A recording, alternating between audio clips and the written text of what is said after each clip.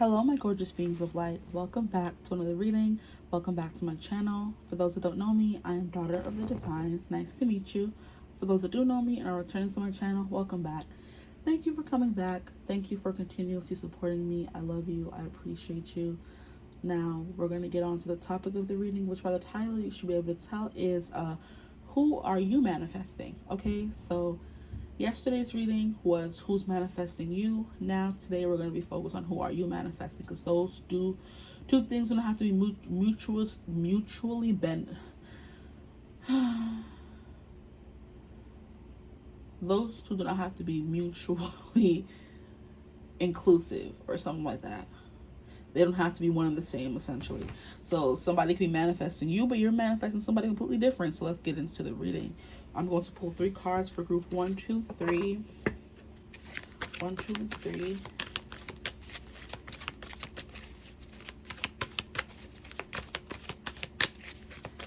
Can I get a card for group 1? Please, Spirit, can I get a card for group 1?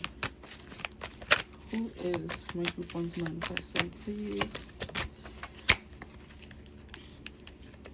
Ooh. I see y'all group 1, child. Can I get a card for group 2, please? Who's my group 2 manifesting? Group 2. Okay. And then we have some other cards here. We're going to put those back. So my group 3s. Who is group 3 manifesting, please? Group 3. We have, okay.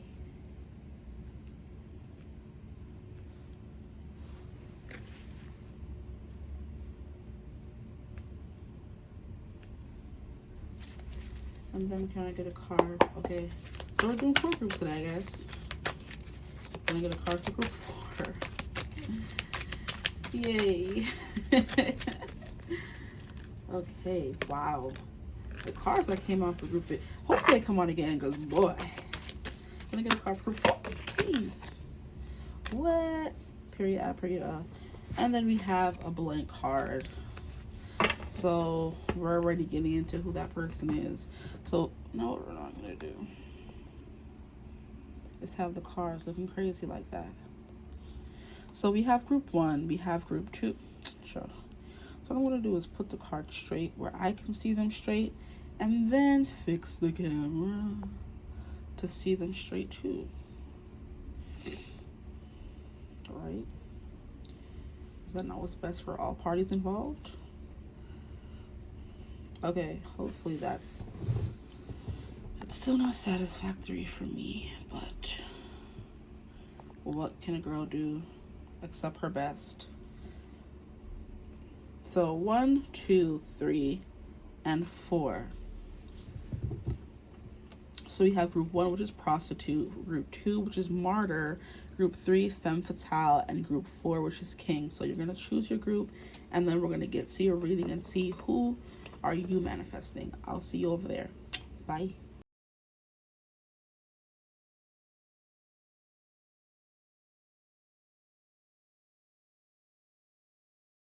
Hello, my gorgeous group 1s. If you chose Prostitute, this is your reading. This is who you are manifesting, okay? So we have accentuates the challenge of surviving without negotiating the power of your spirit. So you are manifesting a super trooper, guys, and already super trooper is coming through from Mama Mia too. Tonight the super trooper lights are gonna find me, smiling, having fun, feeling like a number 1. Tonight the super trooper lights are gonna find me, but I won't feel blue like I always do, 'cause somewhere in the clouds there's you. Okay. I was sick and tired of everything when I called you last night from Glasgow. All I do is eat and drink and sing, wishing every show was the last show. So something about that interesting. So there's something here about having a life in the spotlight, or having unconventional life that not a lot of people live, because Super Trooper, she basically said, tonight the super trooper lights are gonna find me smiling, having fun, feeling like a number 1. But I won't feel blue like I always do, because somewhere in the clouds there's you. And she said, I was sick and tired of everything when I called you last night from Glasgow. All I do is eat and drink and sing. Or all I do is eat and sleep and sing. Something about that. Wishing every show was the last show. So there's something here about someone being a performer. So it could be a performer where you guys, you know, you dance for money, that kind of thing in a club. It could be a performer where you just dance, where you just sing, you know, that kind of thing is coming through. So you are that kind of person, or you are manifesting someone who is like that, you know, who has a strength of spirit, who doesn't let the unsavory side of life get them down, or what is it called, skeeve them out. You know, this is someone who wouldn't say thrives in the dark, but they have no problem dwelling there for a bit. You know, the judges of society, they're not someone who looks down their nose at people like, oh, you do this kind of work and you do that kind of work, you're beneath me or you're below me, I can never, you know, bump elbows with you kind of thing. They're not Heidi, mighty, and hoity-toity. So you're kind of manifesting someone who, you know, passes the vibe check. They can vibe with anyone, you know, essentially is what I'm getting at here. So the challenge is surviving without negotiating the power of your spirit. So this is someone who has been through a lot of things in their life. They haven't let it get them down. They haven't let it make them bitter, angry, you know what I mean, spiteful kind of vibe. So it's like, you know, so even this person was to come from the trenches and make it to like the biggest stage in the world and be the biggest star and have all the money, they're not allowing that to affect their personality or the way they interact with people at all. That's the kind of person you are definitely manifesting, okay? Like, is something dripping? Like, I feel like every day I'll be asking the same question over here. She never showed us. I can't even see it properly. Can't even see it properly there either. Okay. So I want to get to know more about who this person is. Who is my group one's manifesting? Please, Spirit. Who is my group one's manifesting? I'm sorry about the shaking thing. I'm trying to keep the table as still as I can, but the shuffling always gets it shaken. Okay, we have a good Samaritan, period. Well, it doesn't say good, but it says Samaritan. Close enough. We have refines your capacity to help those you would prefer to ignore. Yes, exactly what I was saying, bro. Someone who is not afraid to bump elbows with people who others would see as beneath them kind of thing. The judges of society. You know, this is someone who smiles at homeless people. They shake their hand. They give them food. They have conversations with them, because they understand that they're people too, you know? And I used to know someone like that. And used to, like, it wouldn't annoy me. It did. I'm not even gonna lie. It did. Because I wanted him to pay attention to me, and he would be, like, talking to homeless people, making friends with them. I'm just like, excuse me, sir, I'm right here. Can you pay attention to me? Maybe, you know? Like, so it wasn't about him talking to them. It was about him not paying attention to me, a thing. You know, so I did know someone that, I think he was a Virgo. Yeah. But yeah, like this person, like, just, you know, and look at how we have the two people in the circus. So people who, like I said, are on the outcast of society. Your person has no problem, you know, starting a conversation with them. They don't run away from things like that. They may like to find themselves in interesting situations, meeting new people, because you never know what you can learn from people like that. Just because they're homeless or they found themselves, you know, on the bottom of the wheel of fortune doesn't mean that they don't have a life experience. They don't have knowledge. They don't have wisdom. They don't have a soul. You know, they don't have a story to tell. You know what I mean? How people just, you know, they're called lepers, I believe. The lepers of society, where everyone just stays away from them and, you know, gives them a wide berth. Your person's like, oh, I'll stop and talk to them. Why not? And I think that's very admirable, honestly. So good for you for manifesting this kind of person, child. Okay, and at the bottom of the deck, no, they said no. Okay. What else are you telling about the person, my group one, to manifesting, please? I mean, it will fit, because honestly, at the bottom of the deck, it was hermit, and that's Virgo energy. But I don't think your person is a hermit, though. So I'm like, okay, the personality doesn't match, but the hermit, as in the Virgo, does match, I would say. Now here we have child divine, but it's in reverse. So we're going to read the shadow attribute for this one.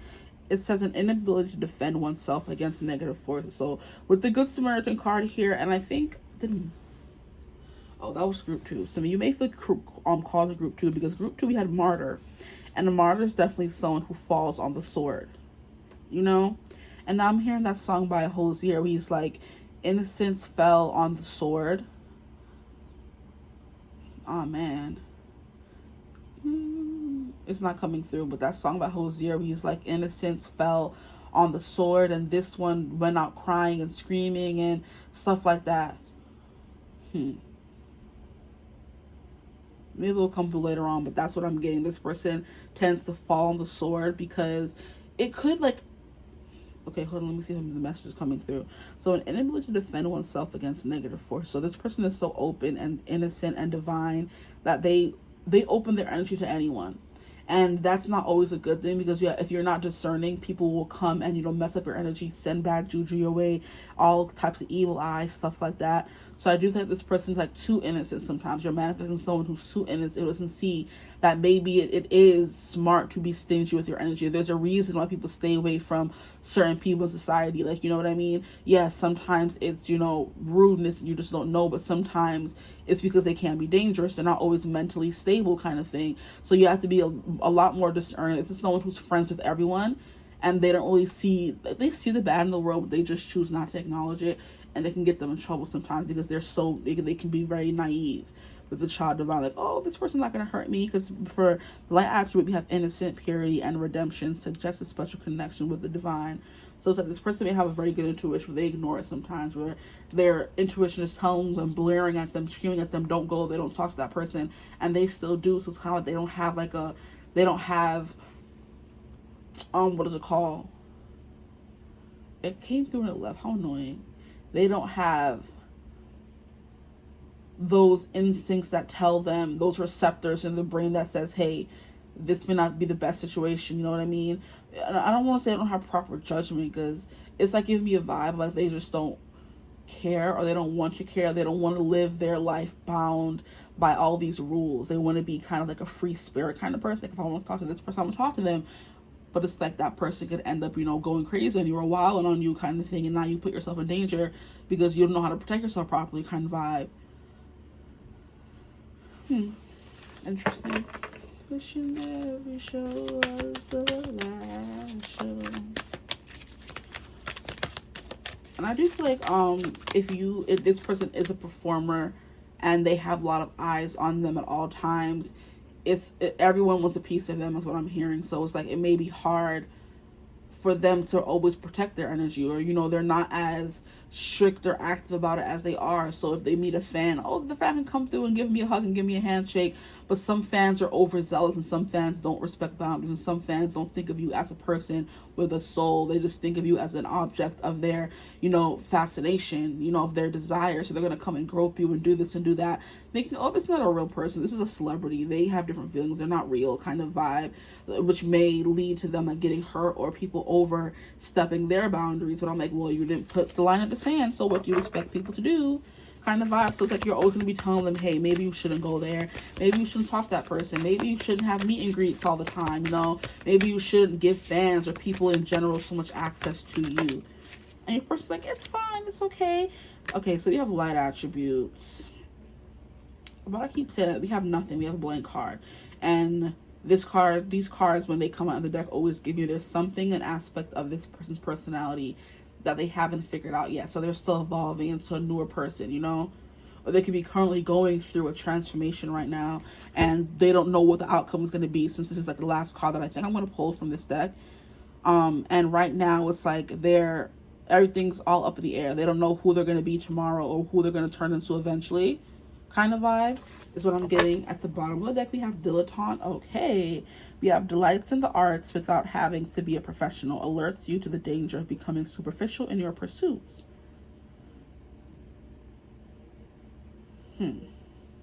Yeah, there's something here about the arts. This person could be like a famous artiste, like a painter.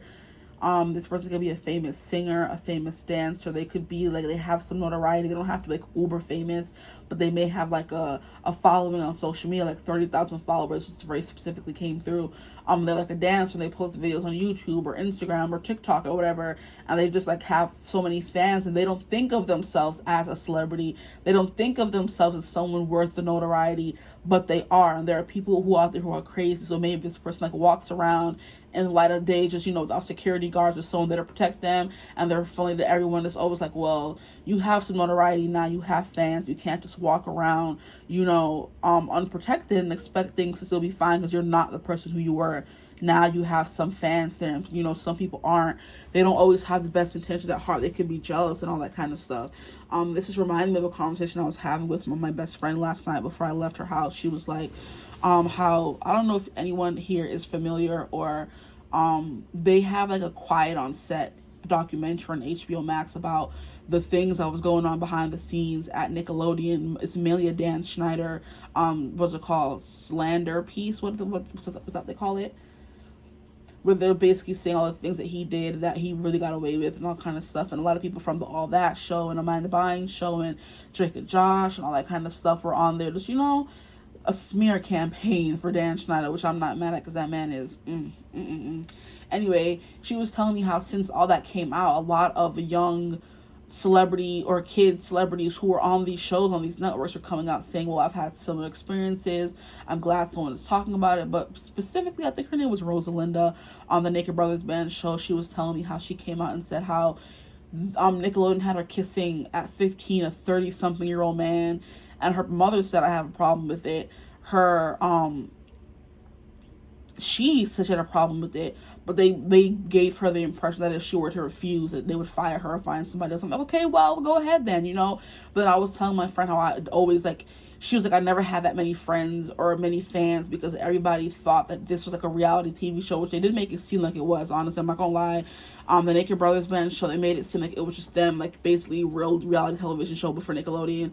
They never really distinguished that it was fake, you know, or scripted kind of thing. So there's a lot of girls who hated her because she had Nat. I'm like, I was one of those little girls like, oh my gosh, like I hate her, like I want Nat, because I was like liked him. So I was like, oh, she's not wrong, because I was never a fan of her. Like if anything, I did not like her at all. And I'm like, now I'm like, oh, those are the first judges of like jealousy showing up in like my personality when I was young, because I really didn't like her, and I never experienced that before. I was like, you know, I'm just like, now I'm like, oh man, like, you know, but I'm like, I was a child, so I'm not sitting here saying, oh, I shouldn't be feeling that way. Kids can have their emotions. Now I know it's wrong. I'm not going to be going around hating a woman just because she's a guy that I like. Like, that's not how life works. But at my little age, I was like, oh, I hate her so much. Like, so she was right when she said she didn't have fans, and like fans would try to come and jump her and fight her. And I'm like, that's taking a little too far, you know. I just had an intense dislike. I would never have wanted to fight her, you know. I would have liked for Nat to break up with her and be with me. That's just my delusional child mind, you know, doing that and saying those things. But that's the vibe that I'm getting. People who their boundaries are constantly overstepped because they feel they have no voice to speak up for themselves, you know. So this person could still be like a child at heart. I'm hearing Young at Heart by Frank Sinatra. You know, you can go to 105, but you could still be young at heart, kind of thing.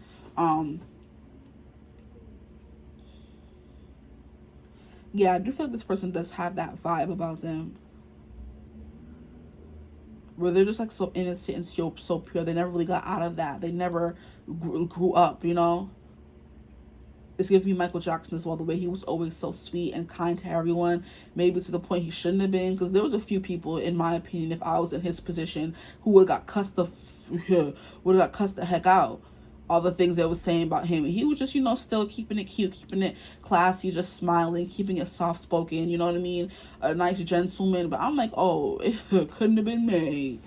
But like, that's the kind of person they are. They're still nice. They still give people the benefit of the doubt. They're not gonna, you know, be used to something bad about them. Now they're gonna come and, you know, mess up your whole stuff. I'm like, oh, that's, like I said, better than me. But that's the vibe this person's coming through. Like, you know, an innocent child. They could be soft spoken. They could befriend anyone. They're good with kids. They have like an eternal child like quality about them, where they're just innocent. You want to protect them and hold them and squeeze their cheekies kind of vibe. And there's still a part of them they have to discover, because maybe they, like I said, they're so used to everybody protecting them or something like that, or being a good Samaritan, or being used. Like Prostitute is definitely giving me those kids who were on those TV shows when they were younger, how their parents were essentially using them for money.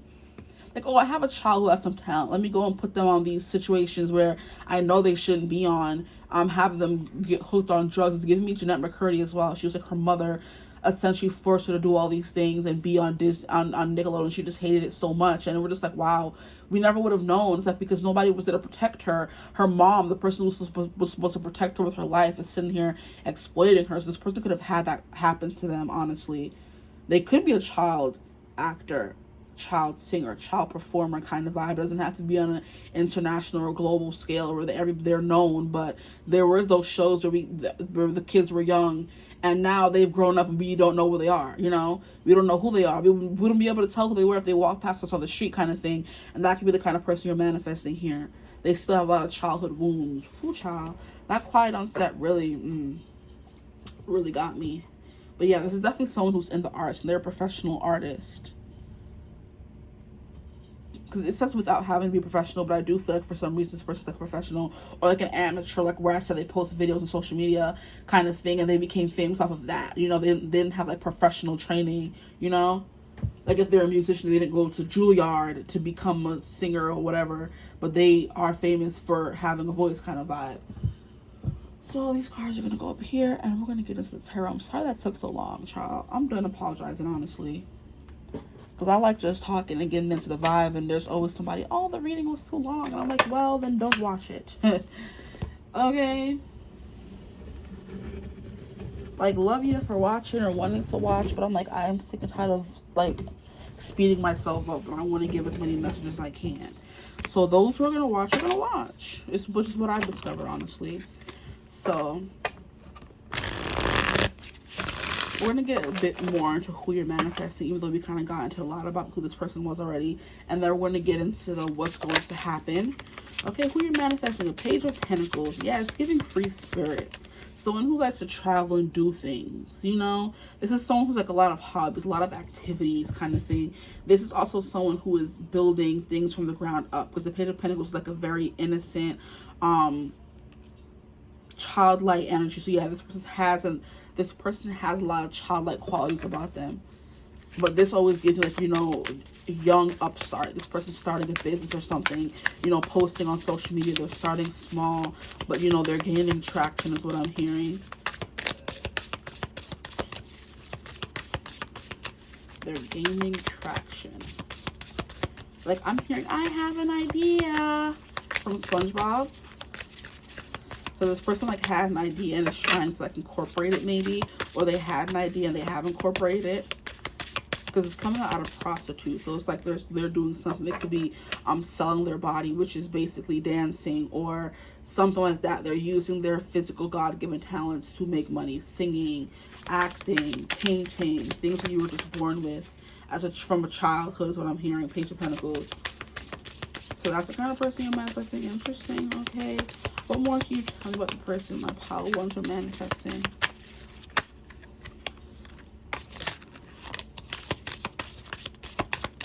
You have another Page of Swords. Yeah, it's a lot of like a childlike energy, like innocent energy, youthful energy. They like to, I'm hearing build things. So it could be businesses, it could be actual things, you know. I'm hearing Lego sets kind of vibe. This person definitely likes to build things. They like to learn things as well. They're a student of life, as a lot of people like to call themselves. Like, I just like to walk around and meet new people, talk to new people. And like I was saying at the beginning, we like to talk to, like, you know, strangers on the side of the street or homeless people or the people who are considered judges of society kind of thing. And they just want to learn from them because everybody has a lesson to teach you. You meet new people every day and they have lessons to teach you kind of thing. We have two Pentacles. They don't know how to balance well. They don't know how to, is it compartmentalize is what I'm trying to say, or what? They don't know how to manage their life well. They could be someone who, like I said, they're gaining traction, you know, making a name for themselves, but they don't have a manager to manage their schedule well. Or they haven't balanced the work and play effort yet, you know?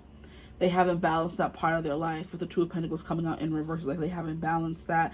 There's still something they're learning, they're reaching for, they're becoming more disciplined, and you could say as well. Interesting. We have Queen of Pentacles. But they have like a lot of knowledge. They're very smart. They're very nurturing and motherly. I'm hearing a matron. Or what do you call it? That, like, you know, they call the head of household. I think it's called the matron.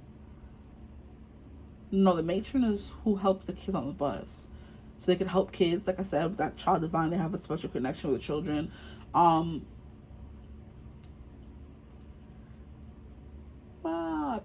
matriarch. I think is what I meant to say. They have like a very matriarchal energy about them, where it's like they carry themselves well, which is what I was saying with the whole Michael Jackson thing, where a lot of people was talking mess and he would just like ignore it. He would brush it off. He would show that he was hurt by it, but he wasn't showing his hurt in like a, oh, F them kind of way. It was like, it just hurts me that people think of me this kind of way, kind of, you know, instead of saying, rah, rah, rah, you know, and being barking and doing stuff, like you're being more innocent and childlike about it, and innocence about them forever, eternal child, you know, they're childlike. Yeah, and Michael Jackson was the perfect example for what I was talking about, child actor, where his parent, his father, Joseph Jackson, took advantage of his kid's talent, mostly Michael, because we know Michael had all the talent, and he had them going here, there, and everywhere that Michael was not afforded a childhood. And that man, to the day he died, was crying over that, saying, my daddy stole my childhood from me. So I didn't get to have the experience other kids have. I was getting beat and forced to perform 24/7. What started off as a hobby, Page of Pentacles, loving to sing and dance and, you know, emulating James Brown, all them, became a full-time job. And his dad forced him to do, because he wanted to drag his kids up out of Gary, Indiana. Oh, disgusting. Can't stand parents like that, man. Like, you have kids and you have that one cash cow and you just milk them. Disgusting. It's disgusting. But hey, that's what happens. That's definitely the vibe that I'm like, Michael, I mentioned you. You were the perfect example for the child actor or singer or whatever. That boy was working his whole life, child. His whole life. And then he went bankrupt a little bit towards the end, and it was coming back with a tour to start working for the end of his life. He's supposed to be retiring. Such a sad story. I love Michael. I love him. Anyway, yeah, that's the perfect example of a parent using their child for what they're worth. But it's kind of like giving like a very regal, they carry themselves very well, kind of vibe. They don't let a lot get to them, or they don't let a lot show, you know? Interesting. And I feel like he had like a Pisces moon. So this person could have a Pisces moon. They feel very, very, very deeply. And it's funny because he's a Virgo sun, Pisces moon, the opposite sister signs. Interesting. So where Virgo's like very stoic, which is kind of like, you know what, his perfectionist tendencies kind of vibe was like his core, the core of him. But like his emotions like very Piscean, which is like, you know, sad and hopeless, romantic, and, you know, kind and soft spoken and dreamy and mysterious, because Pisces rules over the 12th house kind of vibe. A forever child, essentially. But we're gonna keep going. We have the Tower in reverse for who this person is. Oh my. The Tower in reverse. Yeah, you see how it's coming out over this blank card here. There's definitely, this person may have recently gone through a tower moment in their life that made them have to grow up or learn to start putting up better boundaries, you know? They went through a tower moment and it's just like, wow, okay, now I see what everyone was talking about. Now I see where I could fix things, where I could be stronger, where I can set firmer boundaries. Maybe their life was in danger for a second, and it was because of their carelessness, and they said, oh dang, like I have to really tighten up, you know, in order to, if I want to keep going down this path that I'm going down. They very much want to with the Queen of Pentacles. Like they have a knack for it, is what I'm hearing. They're a natural, the Queen of Pentacles is like a natural mother. Like she has the nurturing aspect as well as the, you know, the firm-handedness to take care of kids. The Queen of Cups can kind of be, you know, she's the mothering energy as well, but she's like, you know, a pushover, you would say. Like she's like good at emotional nurturing, but the Queen of Pentacles is good at both. Like, you know, she's gonna help you feel grounded, help you feel safe, help you feel secure, help you have a home to, you know, come back to kind of vibe, all while making you feel safe and sound, okay? That's what this person could be as well. They could be a mother. Or they could have mother wounds as well. They could be healing themselves through that, which what that Tower card is saying. So Tower, remember, they had a Tower moment that they're currently healing, I would say. They have a Tower. Okay, so I'm going to get some cards now for what is going to happen between you and this person. Will you be in a relationship? Will, you know, just because you're manifesting them doesn't mean anything's going to happen. So what's going to happen in this connection once it manifests, please? Once it manifests, what's going to happen between my group ones and this person? February 25 minutes in. You have the Hermit. So the Hermit did want to come out honest. I'm like, no, I'm not going to take it. Like, okay, I want to put it over, so I'm going to put it over. I'm like, So we have the Hermit upright, we have the Magician in reverse, and then we have the Four of Wands upright. Interesting. At the bottom of the deck, we also have the Wheel of Fortune. Okay. So what will happen, or what's going to happen, I do feel like when you meet this person, they may be still in that hermit mode of learning. Because the Tower in reverse, if anything gonna put you in a hermit mode, is you going through a tower moment, child. Hey, and I'm saying that with 100% experience multiple times. The tower moment is gonna get you together, which is what this hermit card is saying. Virgo energy, you know, heavily. So it's like being in like away from the world, retreating mode is what this is giving me. So you may meet this person while on a retreat, you know. Maybe you are going to spiritual retreat for the first time. They're going through a spiritual retreat. You know, it's giving me rehab as well. So maybe some of you may meet this person at rehab. I'm hearing it's like I checked in the rehab. Baby, you're my disease. You're my disease. That's Rihanna and Justin Timberlake. So this person could have gone to rehab for like a literal broken heart.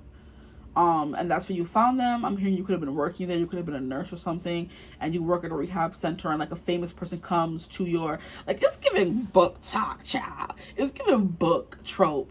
You're working as a nurse at a rehabilitation center, and this person just happens to come in, and you recognize them, or you realize essentially that everybody's like, oh my gosh, you know who's coming? You're like, who? And you may have never heard of them, and oh, this famous violinist I just heard, or this famous composer, this famous artist, this famous TikToker, this famous this. And you're like, oh really? But you have no idea who they are, and then you meet them, you guys fall in love. Well, stop it. I'm sorry. Can you tell I read too many books? Anyway, yeah, that's what this is giving. You may work there. This person may be there trying to maybe heal a broken heart, or they could have had a mental break, a psychosis break kind of thing. And they're healing there. They're in a hermit mode, and they're very hard to reach. But maybe you could be the only one who reaches them. Like, stop it. Let me not even get into. I'm not romanticizing this because this is not a good place to be at all. But I'm just like, I feel like in this hermit mode, this person's going to be very withdrawn within themselves. And here we have the Magician card here, and someone's going to be trying to manifest something, but it may not be working. But eventually it will.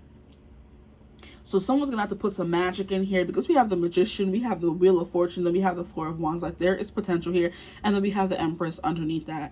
So it's like you're gonna be working your magic, you're gonna be working that light and dark energy, you know what I mean?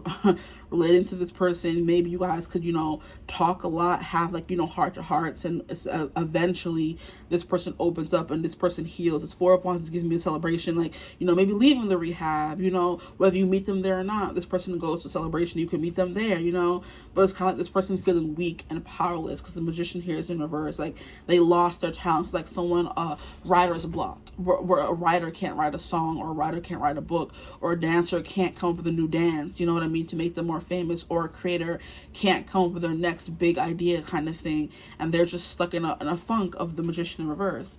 So what's gonna happen between you guys, you're gonna go, I think just within the first like few weeks of knowing each other, you're going to go through like a lot of ups and downs. With the Four of Wands, it may end with a bang. I just heard. Well, with the Empress card here, I do feel like there's something that could be salvaged from this relationship. And then we have the Hierophant. Yeah, this person could be seeking enlightenment. So it could be like a retreat. It doesn't even have to be a rehab center. It could be a rehab retreat kind of center. And because you are someone who's into spirituality, you end up meeting them there in that kind of way. But we're going to keep going to the rest of the cards to see what happens, or what's going to happen. What is going to happen with group 1 and the person they are manifesting, please? What is going to happen? This group 1 of the person they're manifesting. I'm just out here in people's business. What's going to happen? The card flipped over. What card was it? We have signs and clues. The universe is talking to you. So it was giving like serendipitous meeting. Like I said, like it could be right place, right time, or all the signs you've been receiving has been leading you to this moment where you meet this person kind of vibe. We have a holiday. See what I was saying about a retreat. Enjoy a change of scenery to spice up your love life. You could be going on this person, it could just be a holiday. It doesn't even have to be a retreat or a rehab or whatever I was saying, but that song was coming through for real. It could be just a retreat where this person retreats, goes on vacation, goes on holiday. It could be in the mountains, could be on a beach, could be on a getaway somewhere, and you end up meeting them on that getaway, and that they're very withdrawn when you meet them, and you could work at a resort, who knows, and the resort's like, oh my gosh, you know who's coming here for a retreat kind of thing. You're like, I don't know who. And they tell you who the person's like, I've never heard of them. But it's like, you know, everybody else is excited about it. Holiday. Yeah, because they need to refill their well of ideas. They've run out of ideas. They've, the well has run dry, as the saying goes. So, 4 of Wands, we have holiday, going on a holiday, meeting each other on a trip somewhere. That's cute. Now, the next card we have is material attachment. Too much focus on visible trappings. Wow. Too much focus on visible trappings. I'm getting something about physical, like, looks. Maybe someone here isn't someone's usual type, and because of that, they're hesitant to make a connection, which is why this person may be in hermit mode. It's like, you know, I don't usually, you know, go for people like you, and but it's giving something physical because you're too invisible trapping. Something about how somebody looks.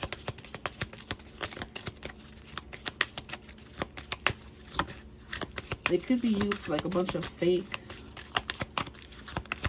if they are someone who's in the spotlight, they use to maybe fake bodies. I'm hearing lip fillers and all that kind of stuff. So when they see someone who's actually natural and comfortable being in their own skin, they're like, oh, you know what?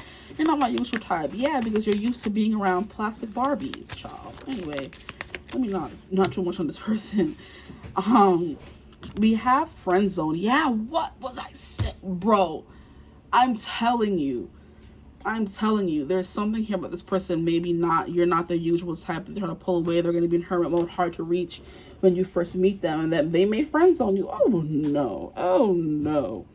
So yeah, this person you're manifesting may friend zone you, child. We're going to see what else the card has to say, because at this point, I'm going to start swinging. So what we're not going to do, a lack of passion in this companionship. Yeah, something about visible trappings. The way somebody looks is going to be, I'm hearing a point of contention. How rude. But we see we have a 4 of Wands, but it didn't want to come out in reverse, so maybe things don't go that well. I don't know. Take what resonates, because I wouldn't want to be with somebody who don't like how I look, child. Shoot. We have deception. Oh, God. Maybe there's something here about them. Maybe, you know, I just heard specifically, this is crazy. Somebody got plastic surgery or something, and when they meet the other person, they could still be healing from it, or someone eventually realizes that, oh, you have to get plastic surgery because you don't like how you look. I don't want someone who doesn't like how they look naturally. It's something here. Somebody changed something about how they look with deception here, and because they're too focused on how they look physically. So they're on a retreat here, hiding in the mountains somewhere on a beach, recovering from getting a major surgery event. And that's how you meet this person. It's like something here, some confusion with deception. Here we have trust. This situation is calling for you to have faith. Yeah.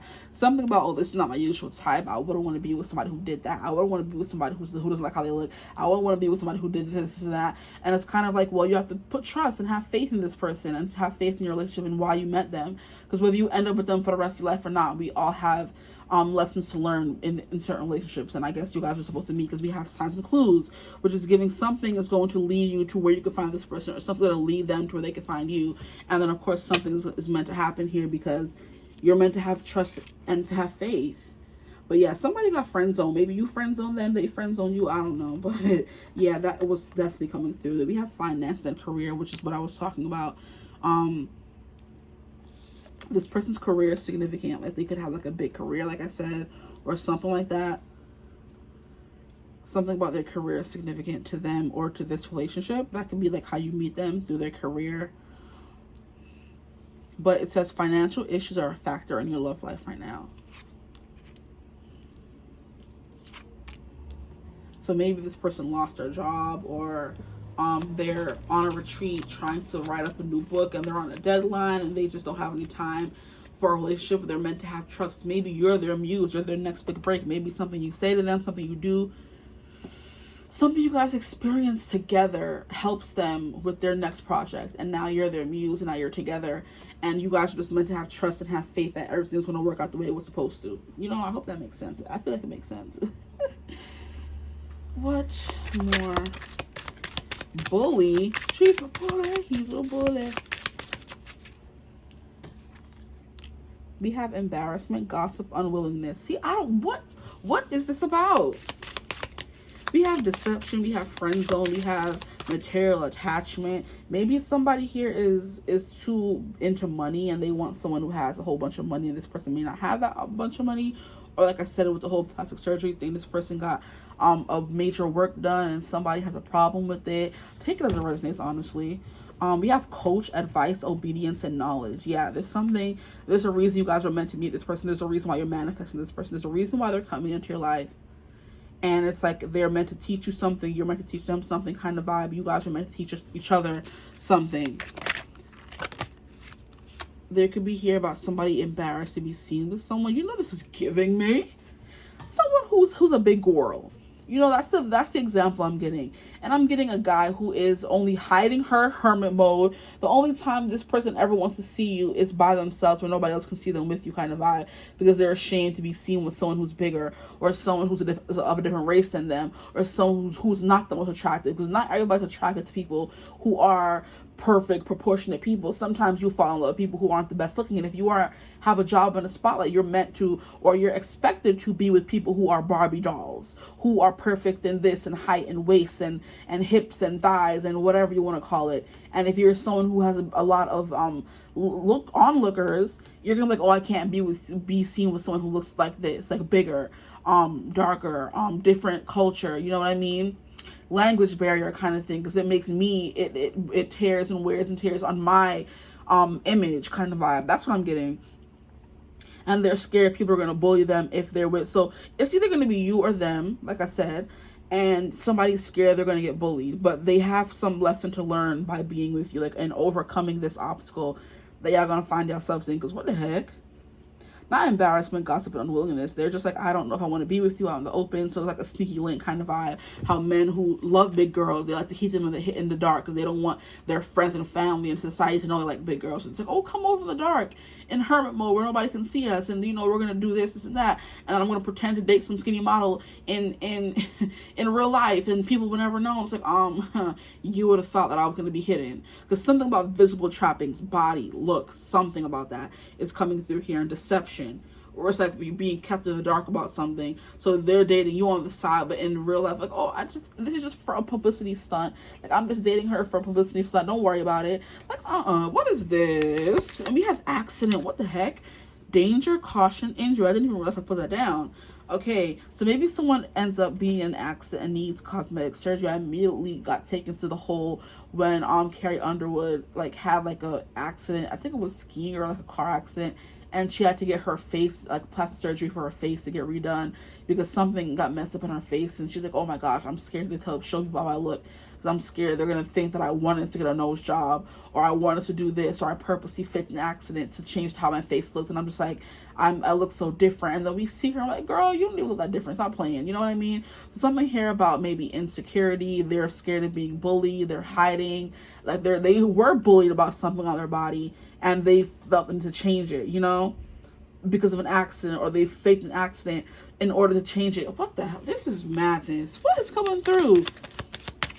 And y'all reading what kind of life this is. This is out of a book, I'm telling you. That's the vibe that I'm getting, though. Yeah, Carrie Underwood had an accident. She was so scared to tell people about it or show her face afterwards, because she would have thought that people would judge her, or she thought she looked so different now and she didn't want to hear people have to say. And then she put a picture. I'm like, Carrie, you look the same, so you know what I mean? Just a little different, but it ain't that bad. This person could have had a near-death experience with death and accident coming out together.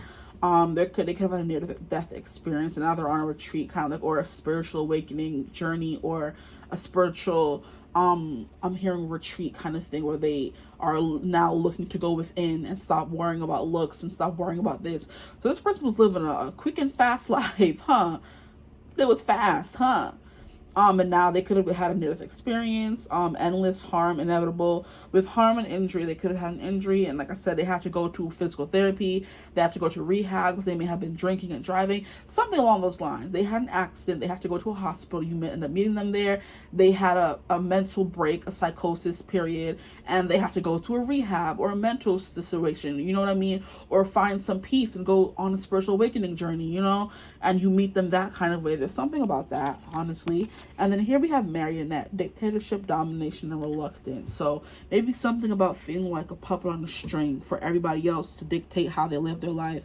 And it's definitely giving someone in the spotlight who is living their life. No, you can't see that.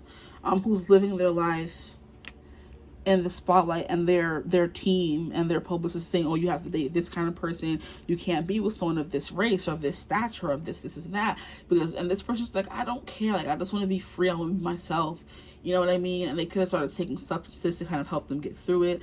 I don't know, but I feel like meeting you is like their lucky break. They may have already had their lucky break, you know, by becoming famous, but meeting you is their actual lucky break. Because they're going to be set free from this Samaritan, I can't say no, don't have boundaries, everybody's still my energy kind of thing. Whew, boy, okay, so what else are we going to be pulling from? What is going to happen with this person that my group ones are manifesting, please? What's going to happen? We have choose love. You always have a choice. Make yours with love. Exactly. Like, oh, my publicist and my thing said that my publicity team said I can't be with someone who's bigger or darker or this and that. And they're like, if you don't move, that's your choice. You're listening to them. Everybody has a choice, child. Okay? And make yours with love. If you love someone, doesn't matter what they look like, you need to be with them. And now I'm hearing or seeing that couple, I feel like they got big on TikTok or something, where it was this white woman who was bigger than her husband, who looked like a regular old Joe Schmo, but he was like very fit and all that kind of stuff, had like a beard and everything. And like they had TikTok in an uproar because of, oh, why are you with her? Like, you should be with somebody better than her. He's like, hey, hold up. He came to his girl's defense real quick. He was like, oh, first of all, I choose who I love. I could be with her all I want. It's not about how her body looks. I love her body first and foremost, but it's about who she is as a person. That's who I fell in love with, not her body. So somebody, yeah, is too caught up in the visible trappings. And he was really coming for that. He was like, oh, don't worry about me, sweetheart. Don't worry about me and mine. Okay? You're not going to tell me because I look a certain kind of way, I can't love somebody else who looks a certain kind of way. Like, yo, society be bugging. I'm telling you. Yeah, that's what I'm getting. Something about that. Or this person just following society, period. If they don't have any they don't have any public, you know, notoriety. They're just someone who's following behind society, who says you have to be with someone who looks like this, someone who looks like that. And they're just like, you know, they got so caught up in that and they lost themselves along the way. It's what they're trying to find here at this blank card.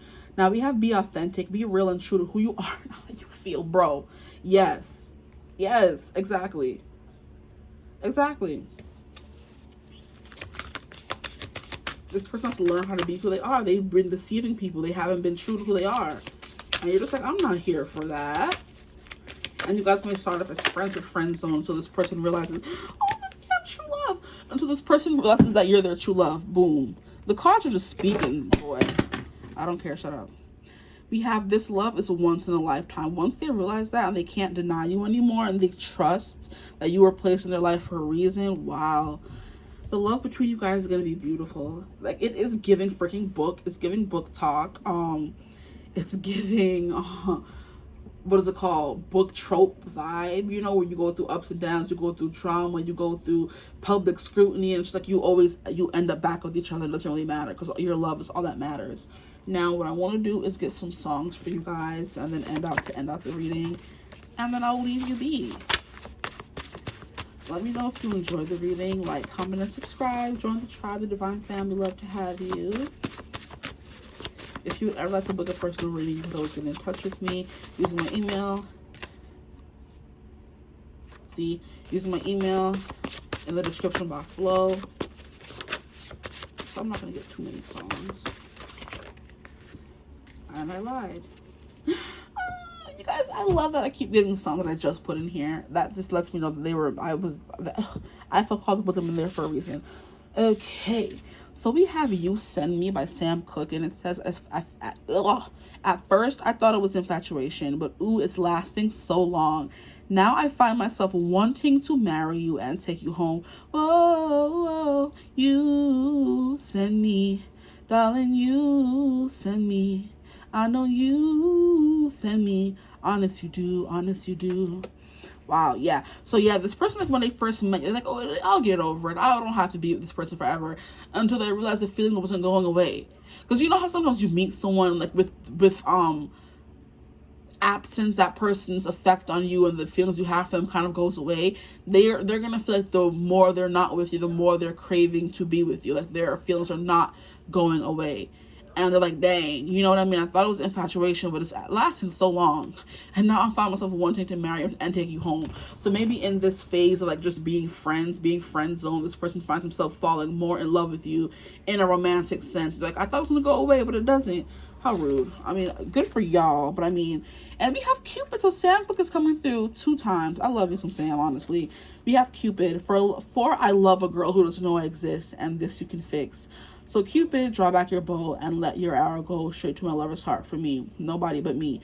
Cupid, please hear my cry and let your arrow fly straight to my lover's heart for me. So yeah, somebody here is going to be like, oh, someone here immediately off the bat is not going to want friendship. And one of them is only going to be offering friendship. So here one is like, oh, at first I thought it was such infatuation, but it's lasting so long. And then here's like, oh, for I love a girl who doesn't know I exist. So it's giving me maybe the guy is not your type, the feminine and masculine, and whoever that may be in this reading. The masculine is not the feminine's type, and she's like, you know, leaving him alone and not wanting to be with him at all.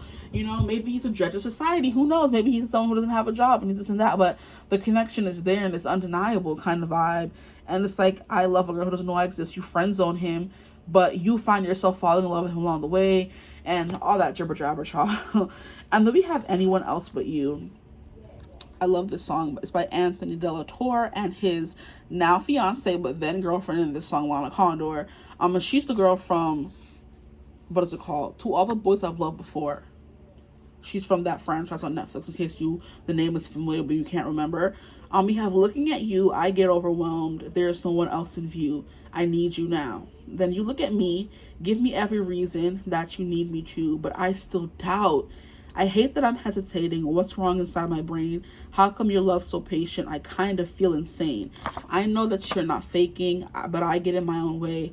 Or maybe I just need to hear you say, I don't want anyone else but you. I love you, say that you want me to. I know better than to promise forever, because I don't want anyone else but you. I just want you. Okay.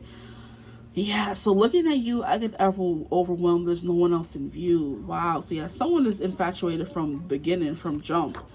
And here we have the last song, which is The Memory I Don't Mess With by Libra. I'm close as I can get to a memory I don't mess with. The girl I was the best with. The girl, you just don't get it. I'd fall right back with one slip. Always leave me helpless. Don't hate me, I can't help it. I gotta leave us where we left it. Your memory I don't mess with. Ooh. You know, this is giving me fling. You meet each other, you guys have a fling, but then you realize, oh, I can't be with someone who looks like this or acts like this or has this kind of life in the long term. I'm hearing criminal as well, felony. So maybe someone here could have a felony. You're like, oh no, I can't be with someone who that's going to be a spot on my public record. I'm hearing. Interesting. So yeah, this is someone you have a memory with. You meet someone, you make beautiful memories in the time of knowing each other, and then you guys kind of move away from each other. And I gotta leave this where we left it. You're a memory I don't mess with, but every time they think of you, they think back on you with fondness, but they know they can't start anything up again because the memories they have are too sacred kind of vibe. But eventually with that true love card, it's gonna be like, I can't hold back anymore. I need to be with this person now. I need you now. You know what I mean? I get overwhelmed. There's no one else in view. I need you now. Okay? So it's like, I'm hesitating. What's wrong inside my brain? How come your love is so patient? I kind of feel insane. You know, I know that you're not faking. I get in my own way. Oh, baby, I just need to hear you say that I don't want anyone else with you but you. So this person may think they're crazy, that you don't want them in the same kind of way, but even though you do.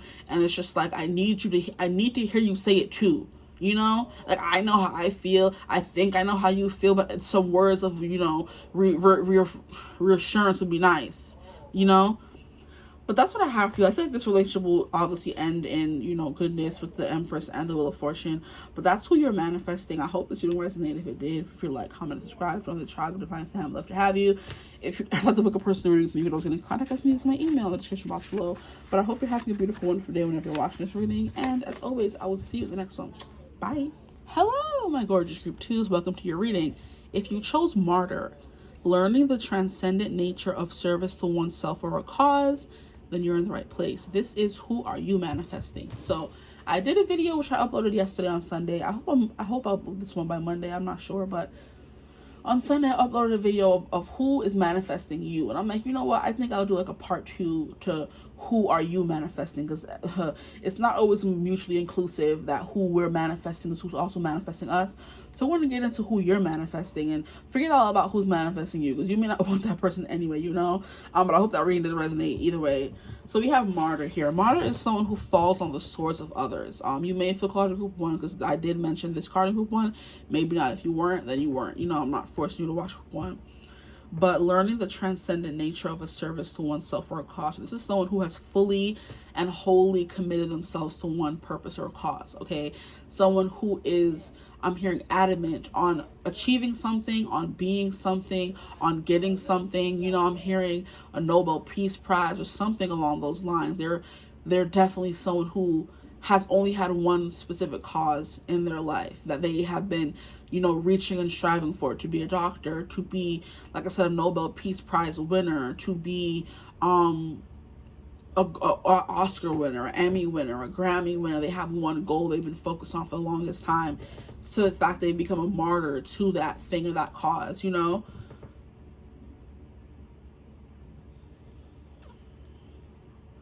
Someone who's willing to do whatever needs to be done to kind of get what they want. I'm hearing zealot or zealot, whatever it is called, but someone who's willing to go to extreme measures to get what they want, kind of thing, you know.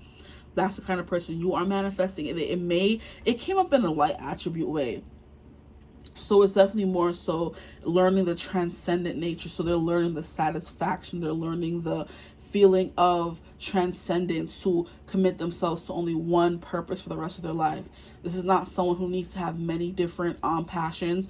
They found the I'm hearing freedom and only loving one thing for the rest of their life, okay?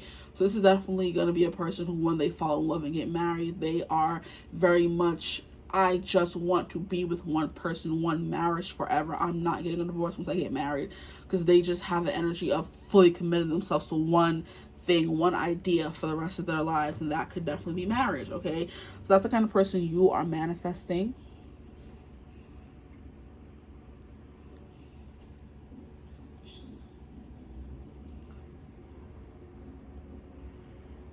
Sorry, I messed with the camera. It was straight already.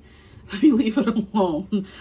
Oh boy, because I was sitting here struggling in the intro. We're not going to do that here, okay? That's me. Like, yeah, see, I'm like, it was fine when I first started. Let me leave it alone. This person, like, I don't need to try this and that and tinker with the camera and find this way and try that way to make it work. I found a way that works and I'm sticking with it. Like, the camera was straight when I started. Let me leave it alone before I mess it up, okay? They leave good enough or well enough alone. Is this person that you're manifesting, okay?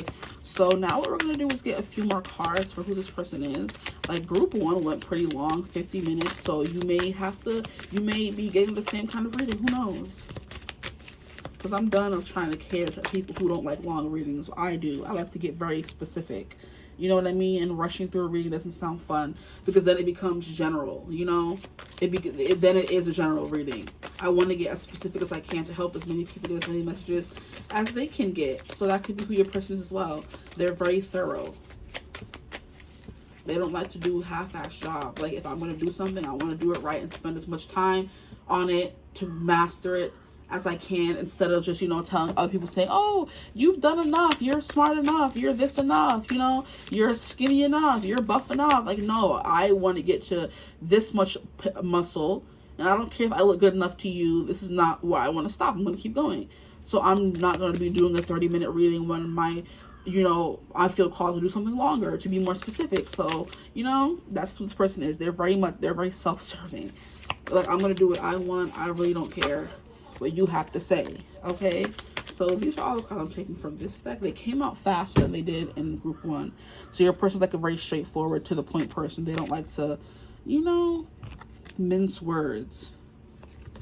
Like, I said what I said and I meant what I said, period. Okay? So we have visionary. Yeah, that's who your person is. Absolutely. They're visionary. They have one set goal that they want to achieve in their life, and they're gonna do it. Like, they said, I'm gonna do it. This person's like a master manifester here with Mystic here.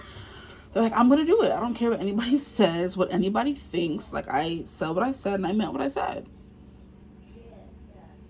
I'm going to become the fit. You know what this is giving me? Ugh. Why is he coming through? Get out. Monkey D. Luffy from One Piece. How he told people, I'm going to be the king of pirates. And no matter what anybody told that boy in that show, he was like, I'm going to be the king of pirates. Like, I don't care. Like, yo, he did not care. Monkey Luffy did not care. He was like, and I'm going to say it to the biggest and baddest pirate out there. I'm going to say it to the pirate who has the most, you know, whatever they call their coin or merchant or currency in that show. However much money y'all need, a child. However much money you're worth anyway. I'm going to be better than you. You know what I mean? I'm going to be the king of pirates. You may think you are, but I said what I said kind of vibe. You know, he was dead serious too. He was not playing games. Monkey D. Luffy, not him. Okay? That's the kind of person. Your person is like strong and hard-headed to the T, to their core. Like, if they set their mind to something, that's just it. I'm sorry, you know. Child. Anyway, but like mystic master manifestor, they're gonna do whatever they need to do. And I feel like because Luffy was so like set and so confident in himself and the plan to be the king of pirates, he garnered a lot of respect from pirates who were like, you know, years ahead of him, years older than him, you know what I mean? And because of his fierce loyalty and his fierce determination, that's how he won the hearts of his crew. Because the people in his crew were very skeptical people. They were very closed off people who were not used to being a part of a unit. They were used to being on themselves and by themselves on their own, and they were very self-serving at first. But then the longer they were around Luffy, the more they became a family. The more his hard and his the more his goal brought them together. The more set he was on his goal, the more they became a family kind of thing, you know, because they went on all these kinds of missions and defeated all these kinds of pirates that made them stronger and as a unit, as a core, you know. So that's definitely what I'm getting for your person here. We have slave, but they can have people who literally will do anything they say, because that's what I'm like. I'm not saying that Luffy's crew was his slaves, but he was definitely the captain for a reason, and they trusted in him wholeheartedly. If they were in trouble, he was saving them. So if he was in trouble, they were saving him, and that's on purr. Okay? That's what I'm getting with slave. They have a lot of people who literally would do anything for them. They don't even have to ask. At the drop of a dime, oh, group number 2's person, they need something, I got it, you know? It's giving Ariana Grande 7 rings. I see it, I like it, I want it, I got it. It's as simple as that. This person doesn't even overthink it. This person doesn't stress themselves out. They're just like, I'm gonna get it, and it's mine, you know?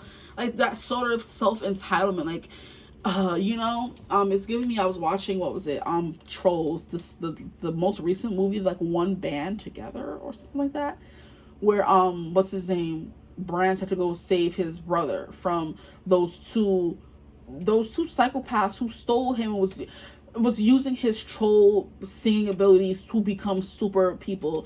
And in one part of the movie, the sister was like, oh, do you remember what it was like growing up? Like, we didn't have anything, we deserve this. Like, we grew up in middle class, like, our parents were dentists, and the sister's like, it doesn't matter, we still deserve this. And they were literally stealing someone else's talent because they believe they deserve to be famous, you know, superstars, even though they didn't have the talent to sing.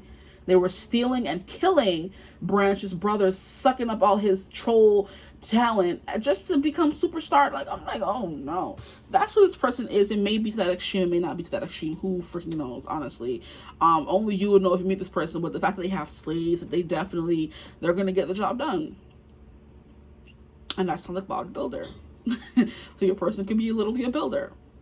Their lot in life, or the least in life, is to build things, to construct things, to come up with different kinds of architectural designs and stuff like that. That's their least in life. Others could be they're literally a singer, and like I said, in a previous pile, their person didn't go to Juilliard, but they're an artist. Maybe your person did go to Juilliard because they're, you know, exhausting all avenues that they need to get to their highest goal. You know what I mean? Whatever that may be. So yeah, very much dedicated, child. Here we have Mystic reveals an intimate union with the divine. They're definitely manifesting, child. This is giving me them in their room saying, I have this amount of money, I'm doing this, I'm doing that.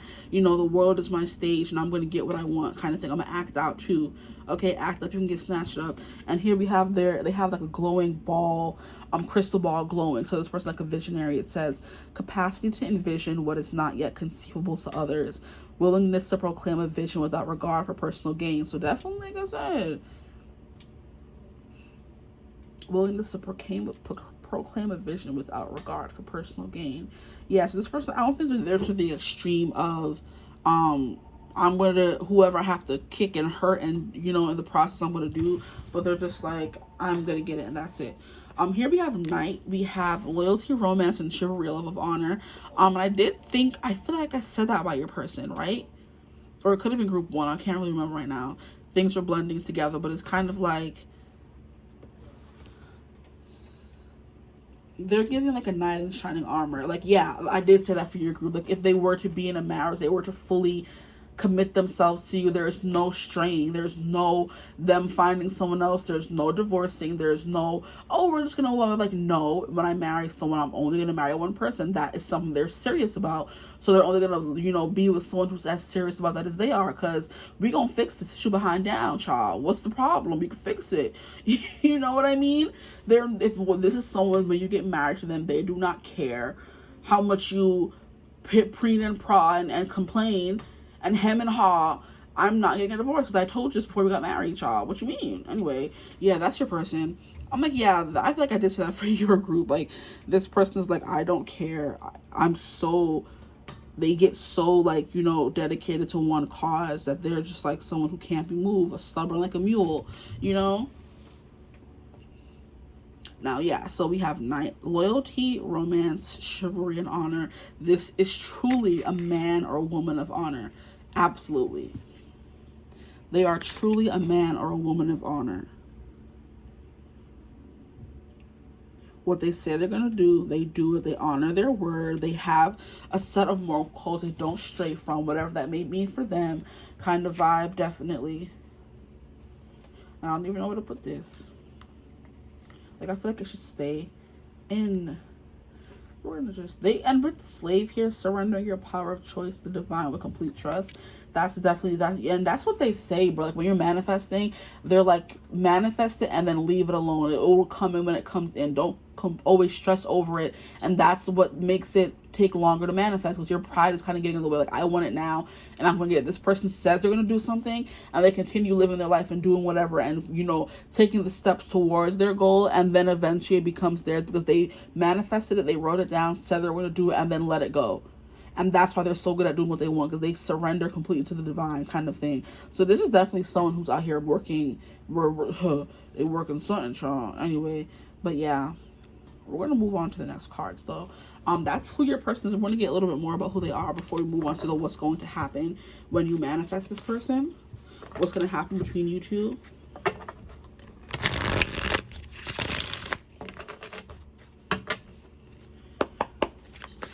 Okay, so what more can you tell me about group 2's person that they're manifesting? What more can you tell me about the person they're manifesting, please? What more can you tell me about the person they're manifesting?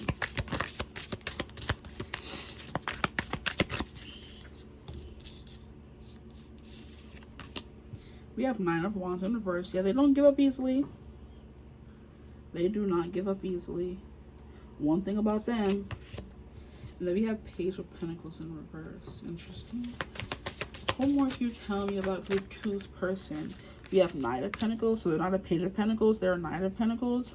8 of Pentacles in reverse, 7 of Cups in reverse, Death and Rebirth in reverse. Interesting. This person can have a hard time, like I said, they're very set in their ways, because all these cards are coming out in reverse, and I'm like, ugh. Like, this person, like I said, doesn't give up. They're very set in their ways. Like, what is this on my cards? Okay.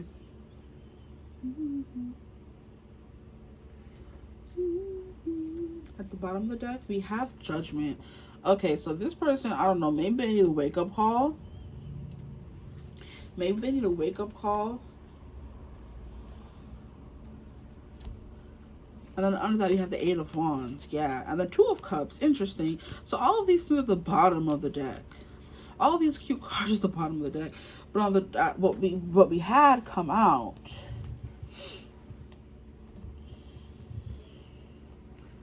Why are we so zoomed in? I need space.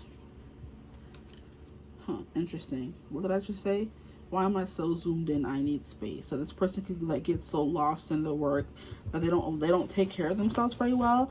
Okay, so Knight of Pentacles, interesting. Yeah, they're in it for the long haul. They are, it doesn't matter how long it's gonna take, they're gonna do what they need to do. It's Virgo energy. Perfectionist, that they're gonna do it as many times they need to do it, for as long as they need to do it until they get it right, okay? I'm hearing over and over again, even if they have to do it over and over again, okay? Page of Pentacles in reverse is very much an energy of wanting to jump right in and not start small. They want to start something, having some kind of experience, because the Page of Pentacles is like a very learning kind of energy. A Knight of Pentacles is like a very, I'm already good at it. And then we have Knight coming out twice, Knight of Pentacles and the Knight energy. So this is definitely someone who likes to be good at what they're doing. They don't like to be a novice at many things. Like, they are not good students is what I just heard. And I'm hearing that doctors make the worst patients. So this person feels that they're so good at what they do that they don't need the help of other people. They don't need the expertise of other people. They can just do it by themselves. Interesting. This person doesn't like to start off as a newbie or beginning at anything, which is probably why they stuck to one thing, became good at that one thing, and they refuse to ever start over again. Yeah, this person is just, ugh. Like, they're so stubborn. Like, they're so set. Oh my gosh. Get out. Like, what the heck are you talking about? You out here really out here saying no. They like to be the student. They don't like to, I mean, they like to be the teacher. They don't like to be the student. That's a big vibe that your person is giving. They don't like to be the student. They want to be the teacher. And they don't like starting over as well. Eight of Pentacles in reverse. I'm hearing they don't have to work very hard. They're naturally good at this thing that they started, which is why they didn't have to start from the beginning as other people may have to do. They didn't have to start from the beginning. They just started from the middle, the Knight of Pentacles, and just kept doing what they did. And they just kept getting better and better and better. That's definitely the vibe that I'm getting from this person. They're not good at starting over. And they're just somehow really good at the one thing they know how to do. They never have to be a novice at it. Yeah. Seven of Cups in reverse. This person never gets stuck on what is it called? Like waffling or like having too many options, because this person like just always just wants one thing. This is definitely someone who, if they get the menu at the restaurant, they're ordering the same thing over and over again. They're like, why should I put mental work into thinking of what I want when the one thing I always get works every time? So it's like, I'm always gonna get filet mignon because it always tastes good. Why should I try the fish to see if it tastes good, or the chicken, when I know the filet mignon gonna hit every single time kind of vibe, you know? Like, it's hard to get them out of their routine. They're very, you know, who boys set in their ways. The Seven of Cups is definitely someone who doesn't like to, they don't like to have too many options, which is probably why they chose one profession and stuck to it, because they didn't want the uncertainty of, oh, maybe I should do this, or maybe I should do that. No, I want to just do that and that's it. Now, with the Death in reverse, this person doesn't like change either. But the being set in their ways, they're not good with change. They're definitely not good with change. But we have Judgment here. This person's definitely going to be learning. I'm like, they don't have a choice, I'm hearing. This person's going to be learning more about that, which will lead them to make great strides in whatever this may be, in passion projects, and then it may lead to love as well. Okay, so these cards are what you can look forward to, I would say. With the Judgment card, this person is going to be freeing themselves from the constraints they've had themselves under for the longest time. Not from their passions per se, but just from the heavy routine they've always had themselves in, the strict routine they've been on, the harsh regimen they put themselves under. Like I was using the example of someone who wants to be ripped. They want to be 250 pounds of pure muscle. And at 210, people are telling them, you look great, you look fine, you could just stop here and you'll be good. Like, no, I said I want to be 250 pounds of muscle, and that's what I'm going to do. Okay, so they're constantly eating protein, working out, pumping iron, all this kind of stuff, strength training, and doing all this kind of stuff to get to 250 pounds. It's like, they may say, I don't have to get there tomorrow. I can kind of, take my time with it and not make my things be so strict. It's like, it's funny how stuff let me on. I don't like steak. I don't really eat it. So this person like a very big red meat protein eater, because that's what helps pack on muscles, I would say. So they always get the filet mignon because they know, oh, the filet mignon is getting me closer to my goal, so just let me just eat that. And people are like, but what about eating to enjoy? What is that? That's not helping me get to my goal. What am I eating to enjoy for? And they have to go through an awakening where they allow themselves to have some grace, to free themselves from this strict regimen, this strict routine they've had themselves on. And this is definitely going to lead to like a lot of changes coming all at once. And then it's also going to lead to love coming into life, which could be you, depending on the kind of person you're manifesting. This could be a physical trainer you're manifesting. You know what I mean? To help you get better, or to help you finally get the body or the abs you wanted, the thighs you wanted, the glutes you wanted. Now I'm going to pull some cards for what's going to happen between you two when you manifest them. What is going to happen between my group 2s and their person when they manifest them? Like, I was trying to fall. We have the 8 of Swords. We have the 4 of Wands in reverse. What is going to happen when my group 2s manifest their person?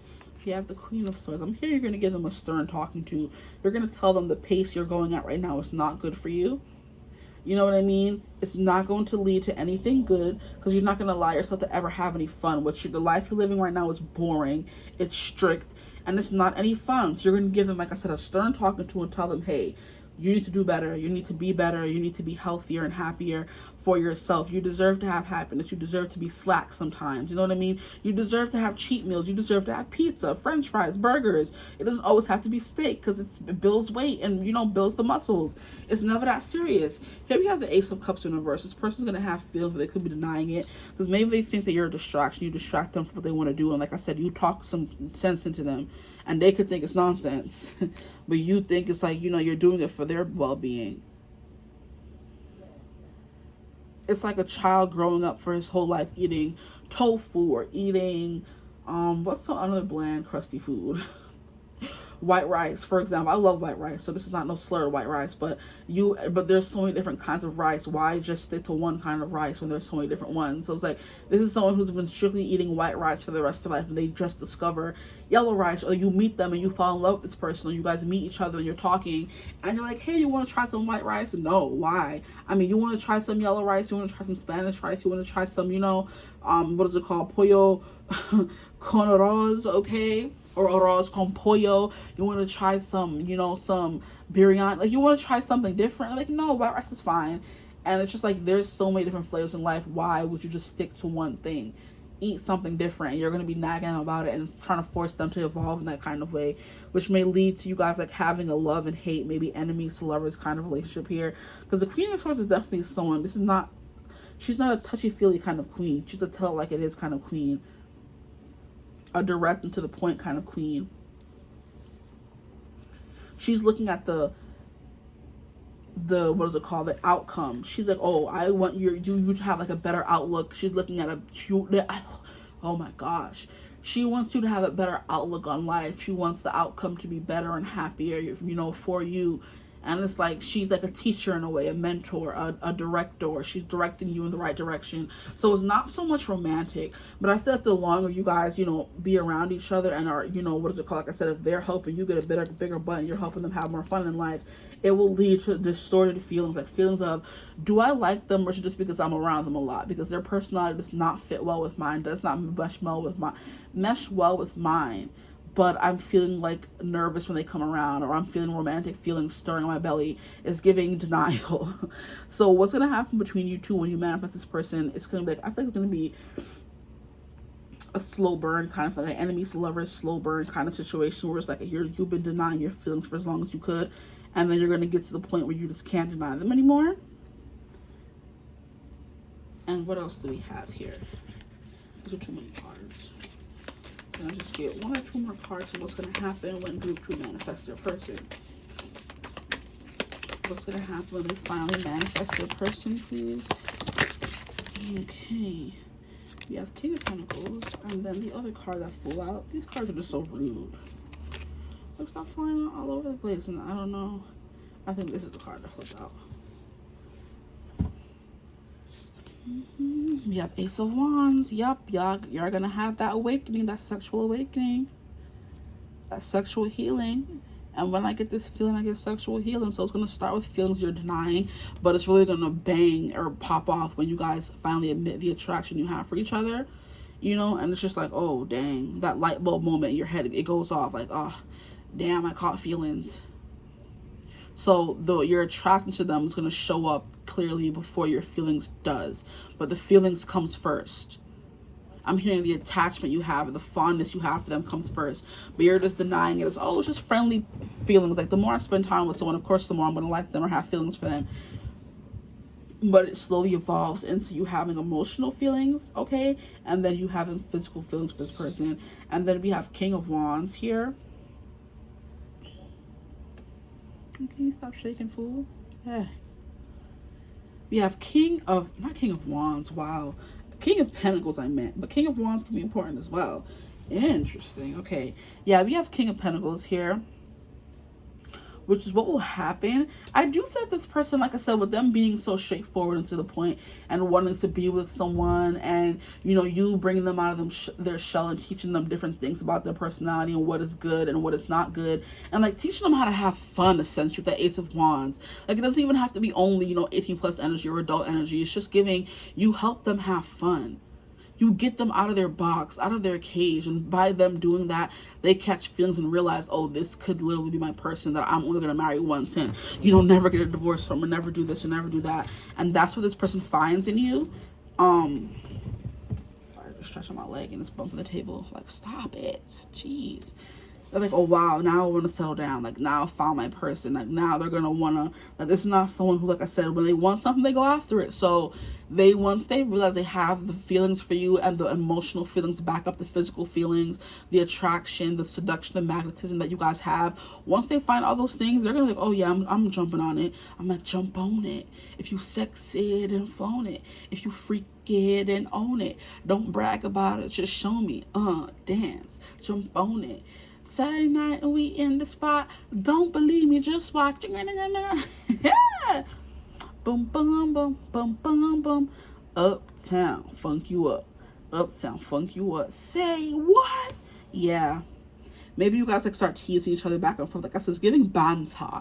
You guys are gonna have banter together. You guys are gonna be teasing each other. Oh well, I know if you were my man, I would do it like this, and you wouldn't be da da da. You wouldn't be saying that to me if you knew what I could do and all that kind of stuff. And it's gonna lead to like banter. You guys are teasing each other, and then boom, sparks fly. It's like electricity. I might die when I forget how to speak. You get closer and there's no one in this world, nowhere in this world I'd rather be.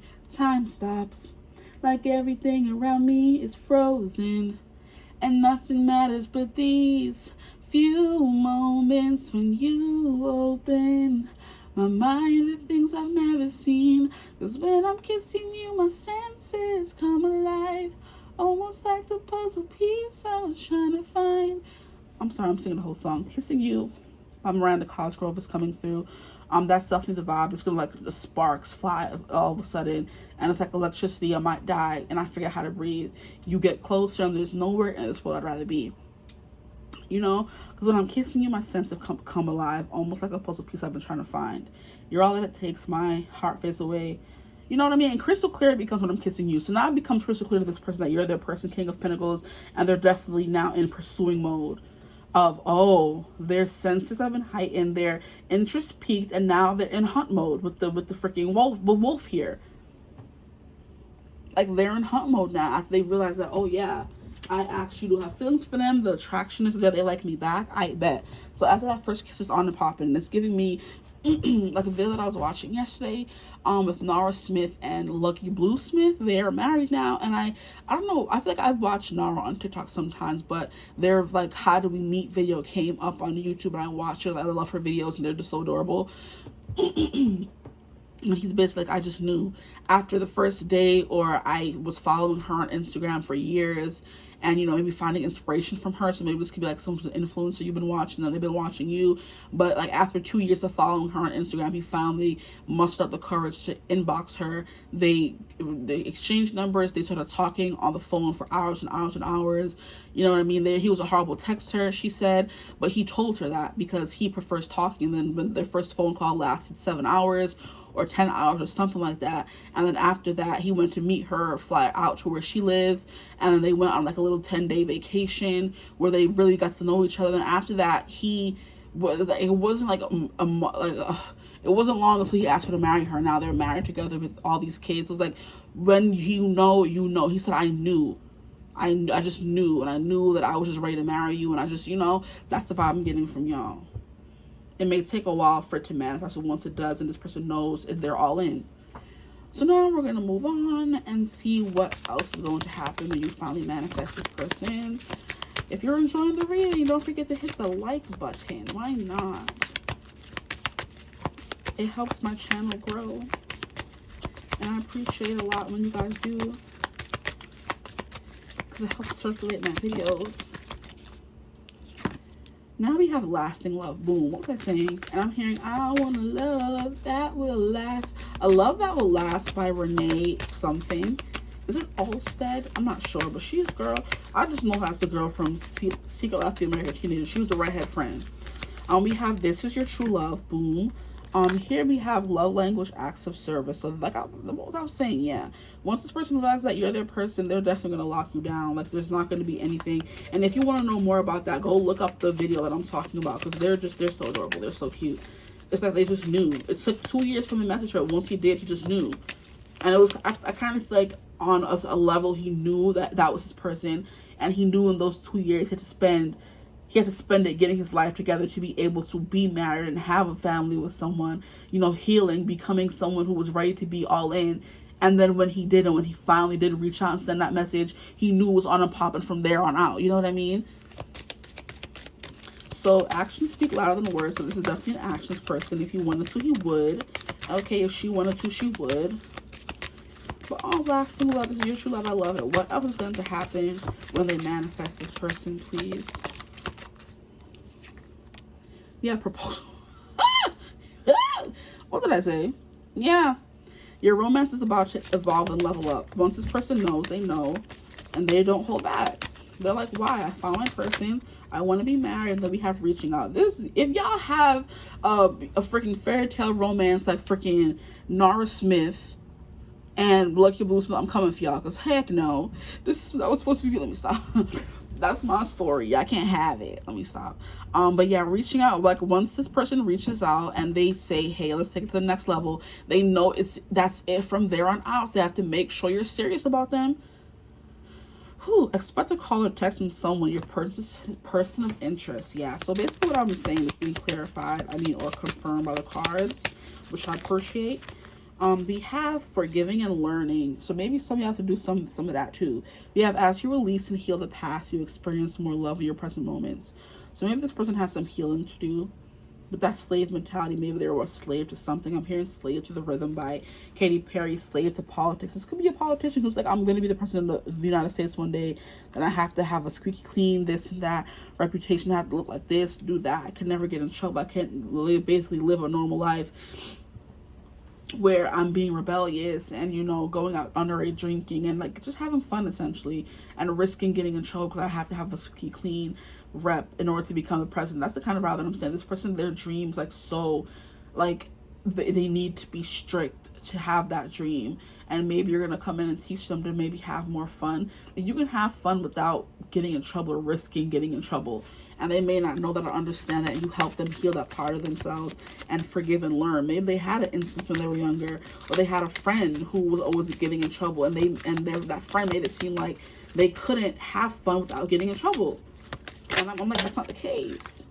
Here we have children. Yeah, this is definitely giving me Lucky Blue Smith and Nara Aziza Smith, or Aziz, I'm not sure. We have separation. Interesting.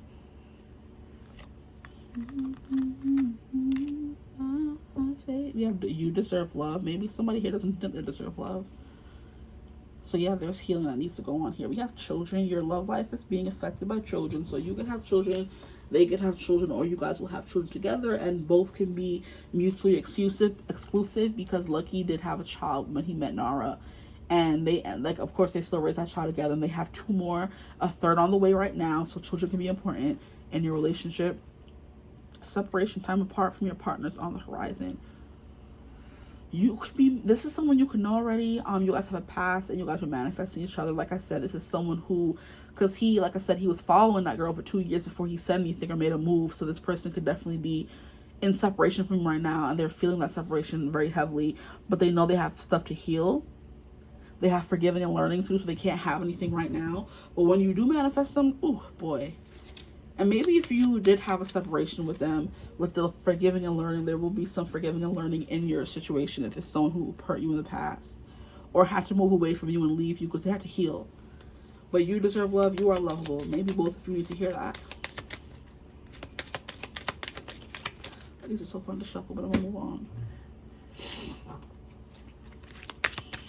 Oh, Jesus. Why are these cards always doing some foolishness? We have libation, donation, pray, religion.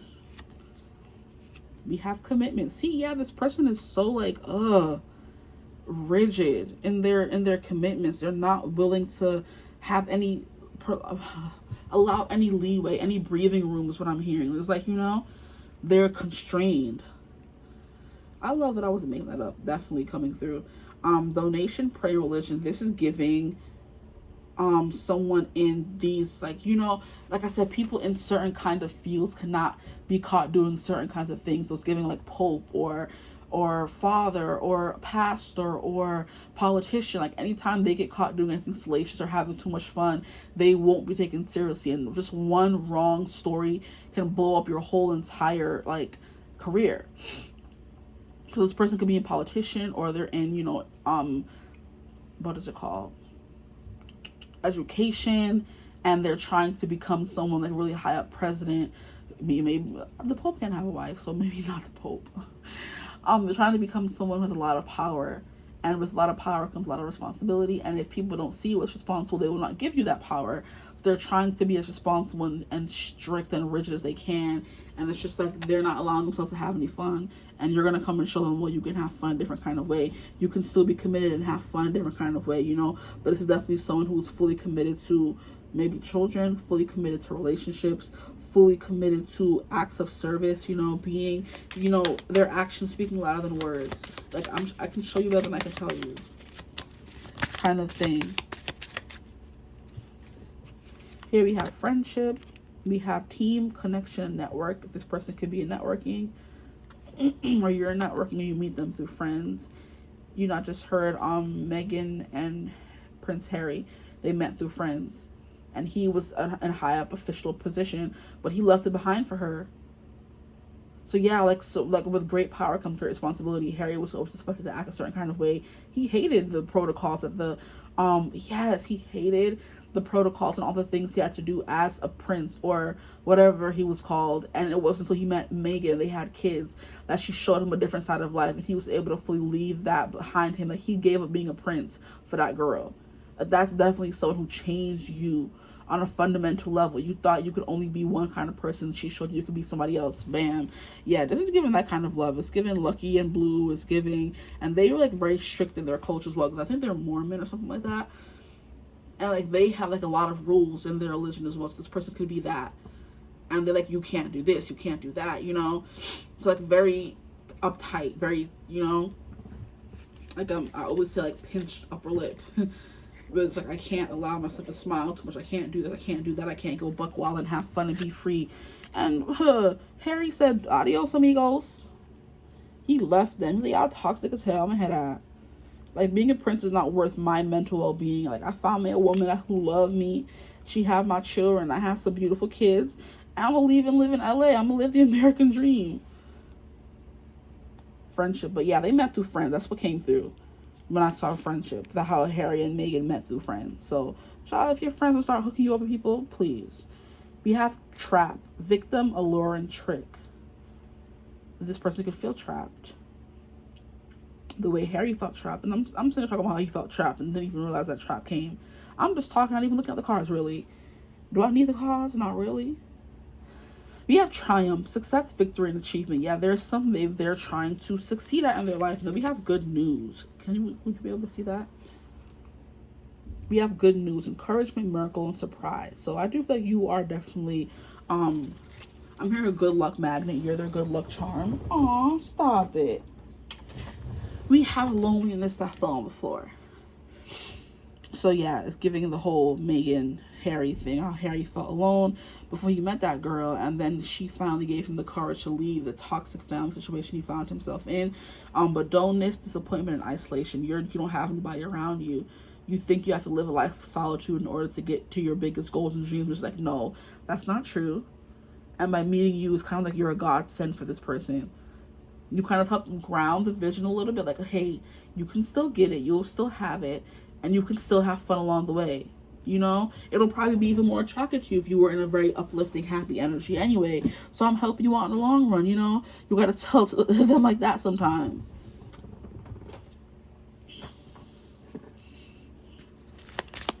The libation, yeah. Pray, religion, something about that. Politics, religion, higher education, competitive higher education. I'm hearing competitive music as well, like orchestra kind of thing, where you have to have like a squeaky clean reputation. Here we have too much drama. There is chaotic energy at play, definitely. We have insecure. Wow, struggling with limiting thoughts and feelings. So this is like what's going to happen when you guys come into union. We have what the F. Ground yourself to understand the chaos. What the hell did I just say 2 seconds ago? You're gonna help this person ground. Ugh, beautiful. I love it. Yeah, there's a chaotic energy at play. This person is very chaotic, even though they come through as like pinched upper lip kind of type. And it's like they have a lot of drama surrounding them kind of vibe, or maybe you do. And you're the chaos they need. They're the grounding and you're the chaos. And you guys together come together and help each other ground chaos. We have time to go separate ways. A temporary or permanent break is necessary for these souls to grow, and that's how we have separation up there. So maybe this is someone you did know and they needed a break from this relationship, and it's going to come back around. Now we have it's too late to apologize. All the cards flying out like that. Relax.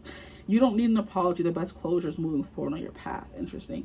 So maybe this person did something wrong, you know, and it made you look at them in a different light because maybe they weren't fighting for you, or maybe they were putting their career or their dreams above being with you, and you just didn't like it, and you had to, like, you know, separate yourself from this person. But I mean, like, eventually they didn't have to apologize because what they were doing was what was best for them, and no one should have to apologize for doing what's best for them, even if it did hurt someone in the process, you know. I don't think they like broke your heart and shattered it to pieces, but they maybe were not giving you the time and attention you deserved, or it was just like too much drama to try to understand their life and be around them. So you guys to go your separate ways, and it's like, you know, it's gonna come back around though. Like, I'm feeling the feeling anyway. That's gonna come back around. So I'm gonna get some cards from this deck. Okay, so every reading gonna be 50 minutes, huh? Dang, I thought your reading was gonna be shorter. But I'm not mad at it. I love the messages I'm getting. If I'm getting repetitive, I'm sorry. Here we have, oh my gosh, this came through in group 1. I love it. We have this love is once in a lifetime. Not everybody out here finding once in a lifetime love. Y'all better get y'all Monkey D. Luffy. Y'all better get y'all Prince Harry, y'all lucky. Period. Look at the unicorn. Just beautiful. Gorgeous, darling. Gorgeous. We have patience. Love is patient and kind always. So it's giving you were impatient. You were chaotic to this person's energy, and they had to let you go. The separation, they said, hey, we can't keep doing this. You know, our souls need to grow apart. And then if we grow apart, we can do that together. But it definitely took some patience for you guys. You know, look at the little lotus flower. And then here we have embrace your emotions. Allow your feelings to surface and be accepted. So with the whole it's too late to apologize, somebody doesn't have to apologize for something, or whatever the card freaking said. You don't need an apology. The best closure is moving forward on your path. This person doesn't owe you an apology. You don't owe them an apology because they were doing what was best for them. But it's kind of like embrace how this person made you feel and use it as momentum to push you forward, you know, to get into that healed state where you could get them back if you wanted them, you know. So because you're manifesting them, y'all. You manifesting them, so you know what I mean? Embrace your emotions. Maybe you're in denial about manifesting this person. Embrace your emotions and try to understand why you're manifesting them. If you don't want them, be more cognizant about not manifesting them. But like I said, this is about who you're manifesting. So you manifested them. And we have miracles and blessings. Everything has its gift. So like it would or may take a miracle and a blessing for you guys to get back together. But it looks like miracle and blessings are on your side here. So it may just end in a miracle and a blessing. You guys may end up together. After for a while thinking that you weren't going to be with this person, but only after your souls are allowed to grow. So I'm going to get some songs for y'all to end out the reading, and there we go. Alrighty. Can I get some songs for group 2 to end out their reading? Who are they manifesting? And what's going to happen once they manifest them? Okay. Ooh, I haven't gotten this song many times. I love it. Okay, so the first 2 songs that flew out for you guys is Can I Kiss You by Doll. And what was I saying about? I was singing Sparks Fly, Kissing You by Miranda Carter. Will come to now. We have another song about kissing. We have Known You for Months, Still Make Me Nervous. So what's holding me back? I Got Nothing to Lose. Well, I hope you don't look at me as a friend, but I love it when you look at me like that. So can I kiss you yet? Picture the moment inside my head, playing it out like a VHS over and over again. Okay, so this is someone who knows about VHSs. So it's definitely someone who's older than Generation Alpha, probably Generation Z. So it's giving millennial and above or below or behind, whatever you want to call it. It's giving millennial and before, you know. So someone who's been watching VHSs and they're like, when they think of playing something, that's automatically where their mind goes instinctually. Oh, VHS. So you could be someone who's very much older. Who knows? But this person wants to kiss you. It's like, I've known you for months. So there is something here about you guys maybe being, like I said, there's going to be a slow burn. And then all of a sudden one day that Ace of Wands is going to kick off. You guys are going to kiss and they're going to feel that attraction. Then bam. Oh yeah, now it's the time. King of Pentacles locked you down kind of vibe. Yeah, so this person will know you for months. You've known them for months. You know this person for a long time. It could be longer than months. It could be years. Who knows? And you guys still make each other nervous. And they're like, what's holding me back? I've got nothing to lose. Like, I already don't have you. I have nothing more to lose if I shoot my shot and I still don't have you. You know what I mean? Whew, boy. Here we have Cupid by Sam Cooke. Now, Cupid, if your arrow make her love strong for me, I promise I will love her until eternity. I know between the two of us, her heart we can steal. Help me if you will. Okay, so this person definitely wants it to be a group effort, because when I was writing the song, I remember, because between the two of us, her heart you can steal, because he's trying to put all the work on Cupid, but it's we can steal. Help me if you will. So this person's like, no, not you, Cupid. We're gonna work in tandem together to manifest my girl, my woman, okay, period, or my man, per. Okay, so like, yeah, if your arrow makes her love strong for me, I promise I will love her until eternity. Like I was saying, this person's not into letting people go when they have them. So just be careful. If you don't want to be let go of, then this is your person. He said eternity. Okay, I love you for infinity. That song's coming through. Now the next song we have is Baddest Girl by Pentatonics, which I love. Do you really love me? Do you really care?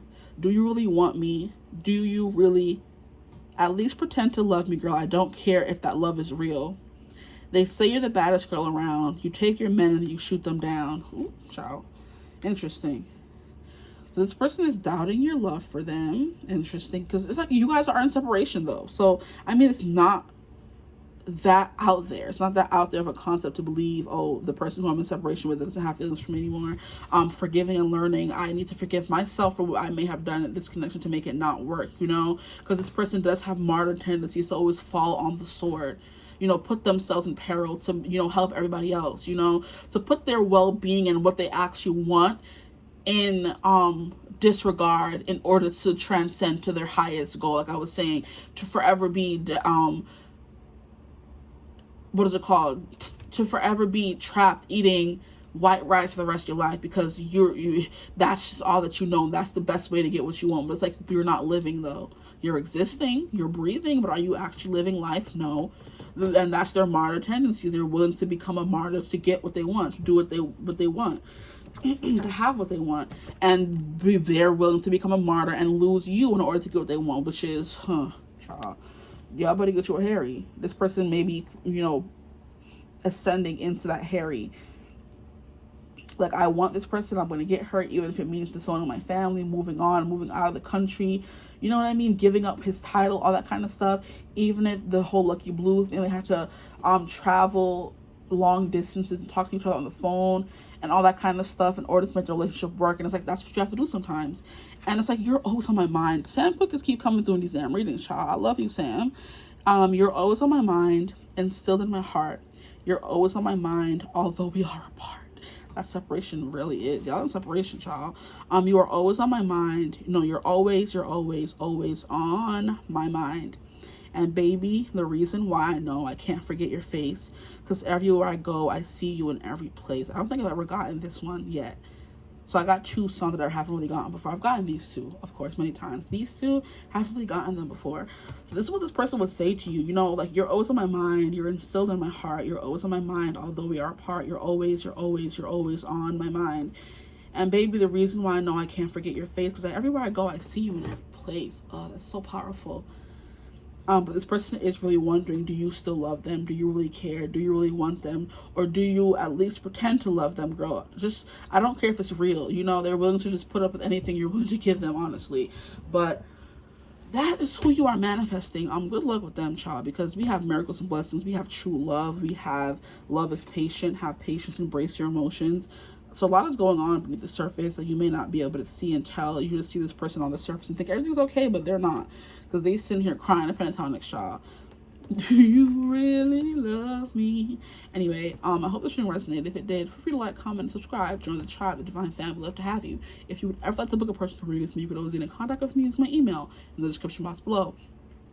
But I hope you're having a beautiful, wonderful day whenever you're watching this reading. And as always, I will see you in the next one. Bye.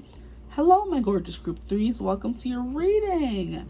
If you chose Femme Fatale, highlights the erotic energy of the feminine, opens your heart when your dependency is rejected, then you're in the right place. This is going to be a reading about who are you manifesting. Okay. So group 1 and group 2 is juicy, but they was long. Okay, so I still have energy, so I'm not completely zapped, but Lord, I'm telling y'all, we was here for like about 50 minutes, 49 minutes for each group. So, you know, tuck in, get you a snack, get you a drink, get you a something, start the reading, pause it, come back and listen, because this is all about who you're manifesting. So it's very much you based. Okay, so just tuck in, you know, bear with me. Like I said in the other 2 groups, I'm sick of trying to make my readings as short as I can, because that doesn't feel authentic to who I am. I like to get really detailed. I like to get nosy, who this person is, what makes them tick, all that kind of stuff, and get as much as they can. So rushing through who they are, it's just not going to be good for me. It needs to be as specific as possible, because if it's not, then it's just sort of another general reading. Oh, this person's driven and this isn't that. No, I want to see what makes them tick. Okay, so you can have as much, you know, point of reference that as you can, you know what I mean? So I'm not gonna rush through this one today. So if it ends up being an hour, fine. I do have somewhere to go though. I have to go pick up my, you know what I mean? But I got y'all, you know what I mean? So we're gonna get into the who are you manifesting, and after that, which may be a little bit of the reading, we're gonna get into what's going to happen when you manifest them. Okay, so we have Femme Fatale already. So it says highlights the erotic energy of the feminine, opens your heart when your dependency is rejected. Now it opens your heart when your dependency is rejected. I'm like, huh? So when your dependency is rejected, your heart is open. It doesn't make any sense. So I mean, I guess when you're dependent on someone for too long, like your heart is open. I don't know what that means, but we're going to keep moving. I'm going to get some more cards from this deck to get more on who your person is. So maybe your person is someone who pushes people away. I'm hearing a man eater, a woman eater, a womanizer. Womanizer, womanizer, you're a womanizer, oh womanizer, you're a womanizer, baby, by Britney. Crap. That was probably one of the first songs that I learned by her. I wasn't a Britney fan before that song, I would say. Womanizer, I feel like that's the song, that's the first song that I ever downloaded by her and like learned word for word. Like before that, I definitely was not a Britney fan. Just being completely honest. But with the Rebel and Femme fatale, yeah, this is someone who doesn't like to be told what to do. They don't like to be put in a box. I'm hearing nobody puts baby in a corner. Interesting. So it's like a rebel without a cause kind of thing. They're just out there being chaotic for no reason, you know? Like, I understand being a rebel with a cause because you're doing what you want to do and being a problem, being problematic for a reason. But it's like they don't have a cause, you know? They're just problematic. Or they're just rebellious, you know? And that could be somebody you want. Who knows? Big Aquarius energy coming through so far. As well as Aries and Scorpio and then Cancer came through in the end there. So it's like visionary. This came through in group 2. Interesting. See, I have some visionary in hands. Visionary is also giving, rebel and visionary is definitely giving big Aquarius energy. So they like to go against the grain. They don't want people, they don't want to be predictable, so I just heard. They don't want people to know what their next move is going to be. They like stirring the pot. Troublemaker vibes. Who is my group 3 manifesting, please? Who is my group 3 manifesting?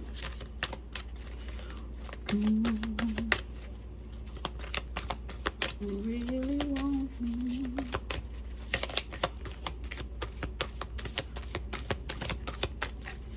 Please. So maybe you are attracted to group, because I'm like, what am I doing? I'm just shuffling the cards and I completely blanked and zoned out. And I'm like, what am I singing? And I'm singing the song that came out in group 2. It was Baddest Girl by Pentatonics. And it's like, do you really love me? Do you really want me? Do you really care? Do you really love me or want me or need me? I don't, at least pretend to love me, girl. I don't care if that love is real. So it's kind of like, ugh.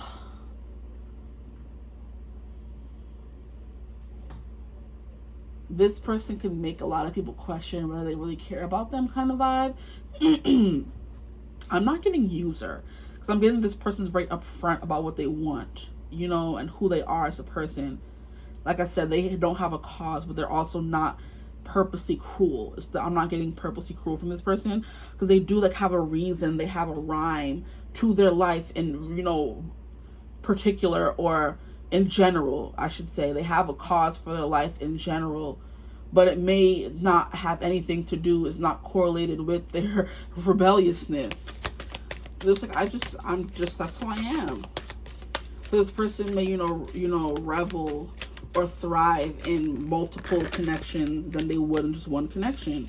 And they don't have a reason for, they don't have a reason for it. They may not have had some, you know, childhood trauma that made them never want to settle down and be in one-on-one relationships.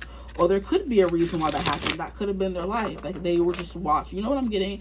I'm getting Clay from the most recent season of Love is Blind. I just saw a flash of him in my head, the way he was telling AD that he never thought he could be like faithful to one woman because he's scared that cheating is in his DNA, because his father, his raggedy father, child, raggedy down to the skin and bones, was taking Clay on his little side quests when he was married to Clay's mother. He was taking him on his little cheating escapades.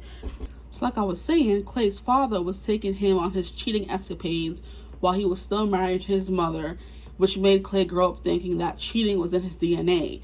And he was basically telling this woman he wanted to marry and who he loved, and ended up regretting letting go, how hard it was for him to envision himself as a husband, as a nurturer, as someone who was able to take care of someone and be faithful. And it was just like he ended up fumbling his own bag, because in the reunion a few days ago, or like last week, he was like saying how he made the biggest regret of his life. He made the biggest mistake of his life by letting AD go. Like, you have a perfect woman you always wanted in front of you, and you let her go because you let your childhood trauma get the best of you and think, oh, womanizing and cheating is in your DNA, and it really isn't. So this person could have had a trauma or could not have had a trauma. They just don't want to be in one-on-one relationships. It doesn't, whatever their rhyme or reason is, that's just that. So we're going to see what else is coming through, and it just slithered on out, y'all. Okay. And we have Scribe. Interesting. Hi. Now, you know what I'm getting? I'm getting the vibe of someone who is a writer and wants to... I'm hearing the pen is mightier than the sword. Someone who wants to experience all of life's... Okay, so this is definitely someone who wants to live life to be able to write about it. So it's giving a quote that's like, I have to stand up to live before I can sit down and teach, or basically like saying that I have to live life and experience and learn and to become wise, because through experience is how you become wise. This person's like, I have to experience every single part of life in order to be able to sit down and write about it. So this person could be a writer, and they want to, you know how like writers have to go and do deep research about the things they're writing about in order to make sure it's authentic and it's true and it's factual, almost like a journalist kind of vibe. They have to go and get evidence and, sources and stuff like that in order to prove what they're talking about is real, that it actually happened, stuff like that. That's what this person's giving me. So in order to be able to write down, they get their inspiration by living this crazy femme fatale life or whatever, in hopes that it gives them some kind of inspiration to write about it later, so like I have to, in order to write about something, I have to experience it myself, and that may not be is it inducive? It may not be good for a relationship, so like I have to have many different partners, Interesting. Okay, so femme fatale, definitely someone who is very attractive. They're very seductive. It is giving big Scorpio energy here of someone who just attracts a lot of people to them. I'm hearing they're irresistible, and it's all in their stare and their they could wear like very revealing clothes, you know what I mean? I'm hearing thirst trap. So whether they're a man or a woman, feminine or masculine, they're definitely someone who seduces with their looks, their body. They tantalize and enchant, beguile with their looks. They're very, very attractive, this person here. Here we have the rebel, challenges authority to affect social change, rejects spiritual systems that do not serve their inner needs. So I'm hearing hippie, go with the flow kind of person, live and let live, love and let love kind of vibe. They're not sitting here wanting anyone to tell them how to live. So they're not the kind of person who's going to be telling anybody else how to live their life, They don't like to be told what to do. They don't like to be constricted, to be put in a box kind of vibe. Like I said, nobody puts baby in a corner. Now with visionary, we have capacity to envision what is not yet conceivable to others, willingness to proclaim a vision without regard for personal gain. Now, I feel like what they're doing, they want it to be kind of like a lifestyle. They want to make their own kind of, this person wants to have their own kind of religion. They want to make their own kind of religion, even if it means taking a little bits from other religions. They're not someone who's like, oh, I can only be a Christian, or I can only be a Jew, or I can only be Hindu, or I can only be, you know what I mean? I can be everything. I like this concept from this religion. I like this concept from that religion. I'm going to take little pieces of it and make my own religion here without regard for personal gain, because anybody can follow what I'm following behind. And maybe one day they plan to tell their story. You know what I mean? So now I'm hearing Hamilton. I'm hearing the song where Washington is like stepping down as president and telling Hamilton that I want you to tell my story kind of vibe, or at the end of the play where Eliza's the only one who's left alive, honestly, to tell Hamilton's story. Yeah, like, she tells your story. Or no, it's like when Washington says she tells my story, and then she tells my story. So basically, I feel like the whole play was from the standpoint or viewpoint of Eliza and what she went through with Hamilton, and how in going through certain things with Hamilton, she also experienced Washington. She also experienced Burr. She also experienced, his friends when he first started becoming, was on the up and coming, you know what I mean? So the Lafayette's and the, what is the other guy's name? His little band of crew, I can't remember the names right now, it's not important, but like they want to tell other people's stories, so they have to live life in order to tell story or have something to write about. Interesting. Now at the bottom of the deck we have a monk or a nun. Yeah, so this is someone who is very spiritual, but I did pick it up and it was in reverse, so there may be some significance to that, but I'm just gonna put it upright. We have monk or nun, selfless devotion and single-minded dedication to spirit. So definitely someone who's very spiritual, I would say, which is why I was getting like what do I call it, hippie. They were like the first wave of, what do they call it, crystal children.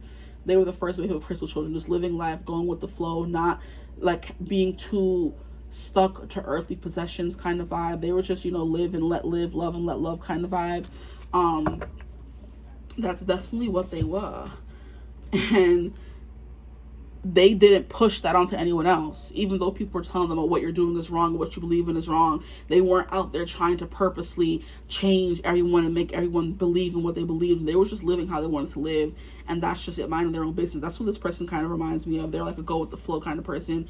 And when you see interviews, they're not trying to push their agenda, you can call it, on other people. They're just trying to tell their story, you know? Like, this is, I found myself living my life. I remember I saw a specific one on, like, what is it called? It was TikTok, and they were like, how I just realized that I was waking up every day and working and working and working. I never had time for myself kind of vibe, you know? And they were just interviewing a bunch of them, and I was like, wow, that makes sense. And I feel like that's the kind of life we are all living now. So in a way, by them living their life unapologetically, we sort of adapted certain things from their experience. Because I think it was like, oh, in the comments, someone was like, oh, I wonder where all the hippies are now. We need an update to know if they did well in life, if they didn't do well in life, because their philosophy, did it work or not? And maybe this person wants to live that kind of way, and at the end of their life or towards the end of their life, they write a book about all of that, you know? So they're just like, you know, a student of life kind of vibe, writing down different things, and they're just living, you know, without any regard for this and that, without any rules, you know? Devil may care kind of attitude. But with the monk and the nun, they have a selfless devotion and a single-minded dedication to spirit. So whether they're a monk or a nun, they're definitely someone who is intensely spiritual. I'm getting the vibe that they are someone who meditates, and whatever they do, whenever they do meditate, that's when they probably get ideas for this book. So preserving knowledge and information, they're very intelligent, and like I said, a student of life. They soak up every little thing. They have a good memory, a good mind. I'm hearing photographic memory. They definitely are a writer, and they could hold like some knowledge from the Akashic records here with this preserving knowledge and information. Here with the visionaries giving crystal ball, they look into a crystal ball and can tell their future, can tell other people's future. This person could be a mystic. This person could be a tarot reader. They're in the spiritual community. They're in the occult. You know what I mean? And they use it to write. So like that could be their biggest power. Scripting. They script their life is what I'm hearing. Or write down their affirmation and it comes true. Okay.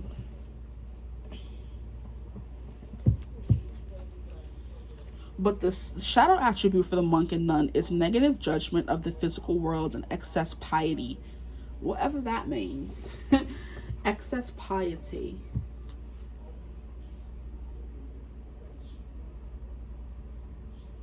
But it's like thinking that everything and everyone is like beneath them. So they may have like a superiority complex kind of vibe, you know? So now what I'm going to do is move on to the tarot cards, which are over here, to learn more about who your person is. But they're not really giving me much, honestly. I'm just getting rebel. They are very smart. They're very intelligent. They're a writer. They're a student of life. They don't want to be held down. They don't want to be held back. They want to experience all of life's delicacies. And that may mean for them, I'm hearing right now, not being in a serious relationship. That could be something, because not everybody wants to be one-on-one in a one-on-one relationship. They could want to be poly. They could be, you know what I mean? Like, devil may care. If I'm with this person, I end up being with them for the rest of my life, cool. You know, they may not believe in social constructs of like marriage and having to work around the 9 to 5. They're definitely someone who's forging their own path. They're not, or subscribing to what society is telling people how they have to live, you know? So they're our generation spiritual people who are believing in manifestation and, you know, resting, being a woman at rest, being a man at rest, not having to constantly work hard for everything, letting things come to them, you know. What more can you tell me about group 3's person, please? Who is this person that they're manifesting? They have like a very unique view on the world. I may not even be able to fully, you know, describe it in this reading because it's fully their own. So you would have to wait until you meet them to fully know what I'm talking about. You know what I mean? I can only describe it in a certain kind of way. Okay, we have 10 of Wands. Yeah. Getting rid of all of life's burdens and troubles. All the things that have been burdening them and, you know, holding them back and tying them down. They're getting rid of. 10 of Wands in reverse. Like they're letting it all go. The burdens, the worries, the cares, they're releasing them. Finding a new way to exist, finding a new way to live kind of vibe. Good for them. They could be like a nomad. They travel a lot from place to place. They're a wandless wanderer. Mindless wanderer, but they're not mindless. They're very smart. They just like to travel a lot. They could live in a monastery. Who knows? But I don't think if you're manifesting them, you would want to be manifesting. This could be like a mentor to you, honestly. It doesn't have to be anything romantic. I forgot to say that. It doesn't have to be a romantic partner, but we'll see what will happen when you manifest them and see if it ends up being a romantic relationship, you know? But this could just end up being someone who is like a mentor you look up to, who shows you how to put life's burdens away. So who this person is, what more can you tell me about the person who is manifesting?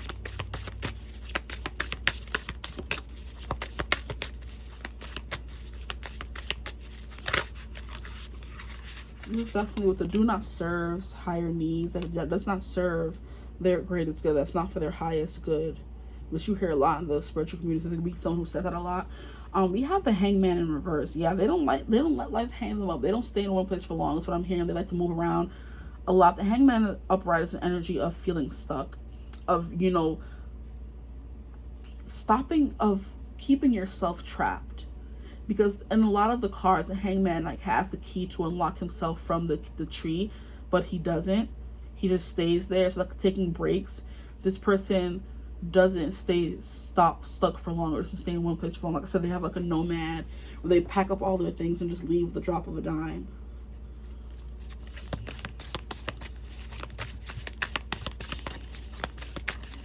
What more can you tell me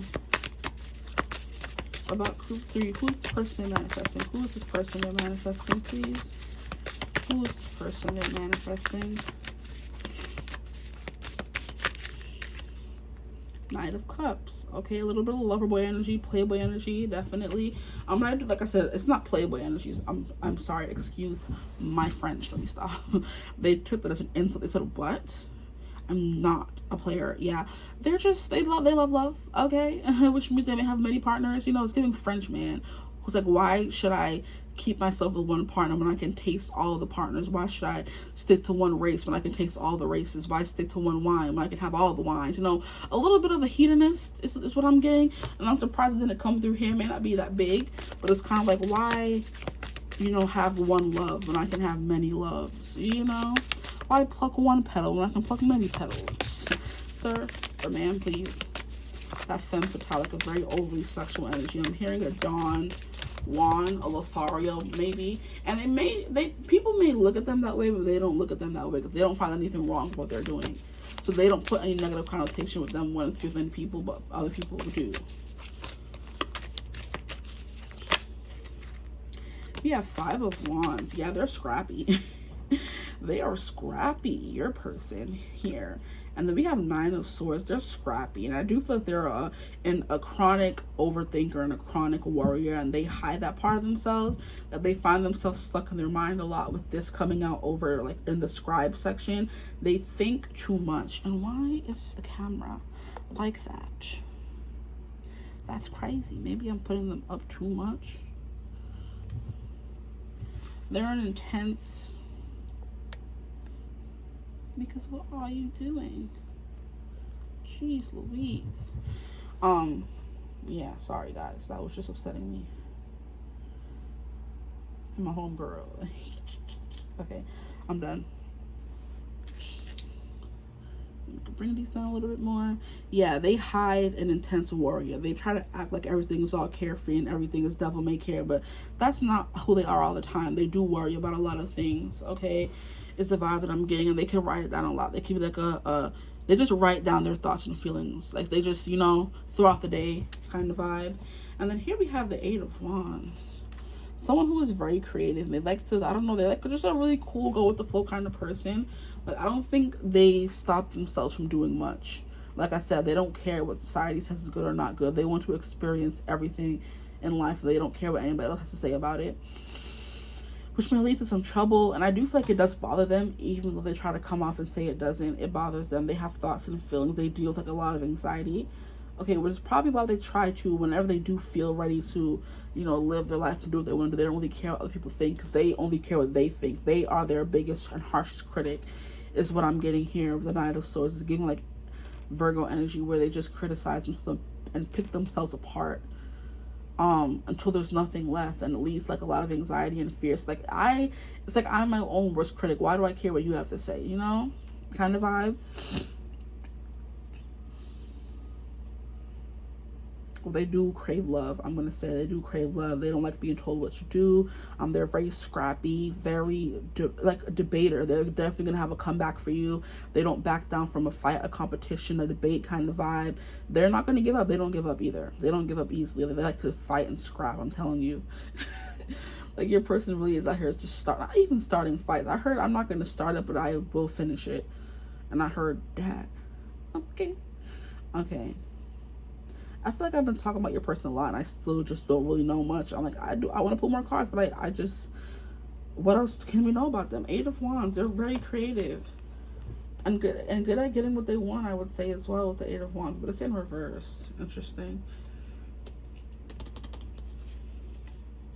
And then at the bottom, we have the World. At the bottom of that, we have the World.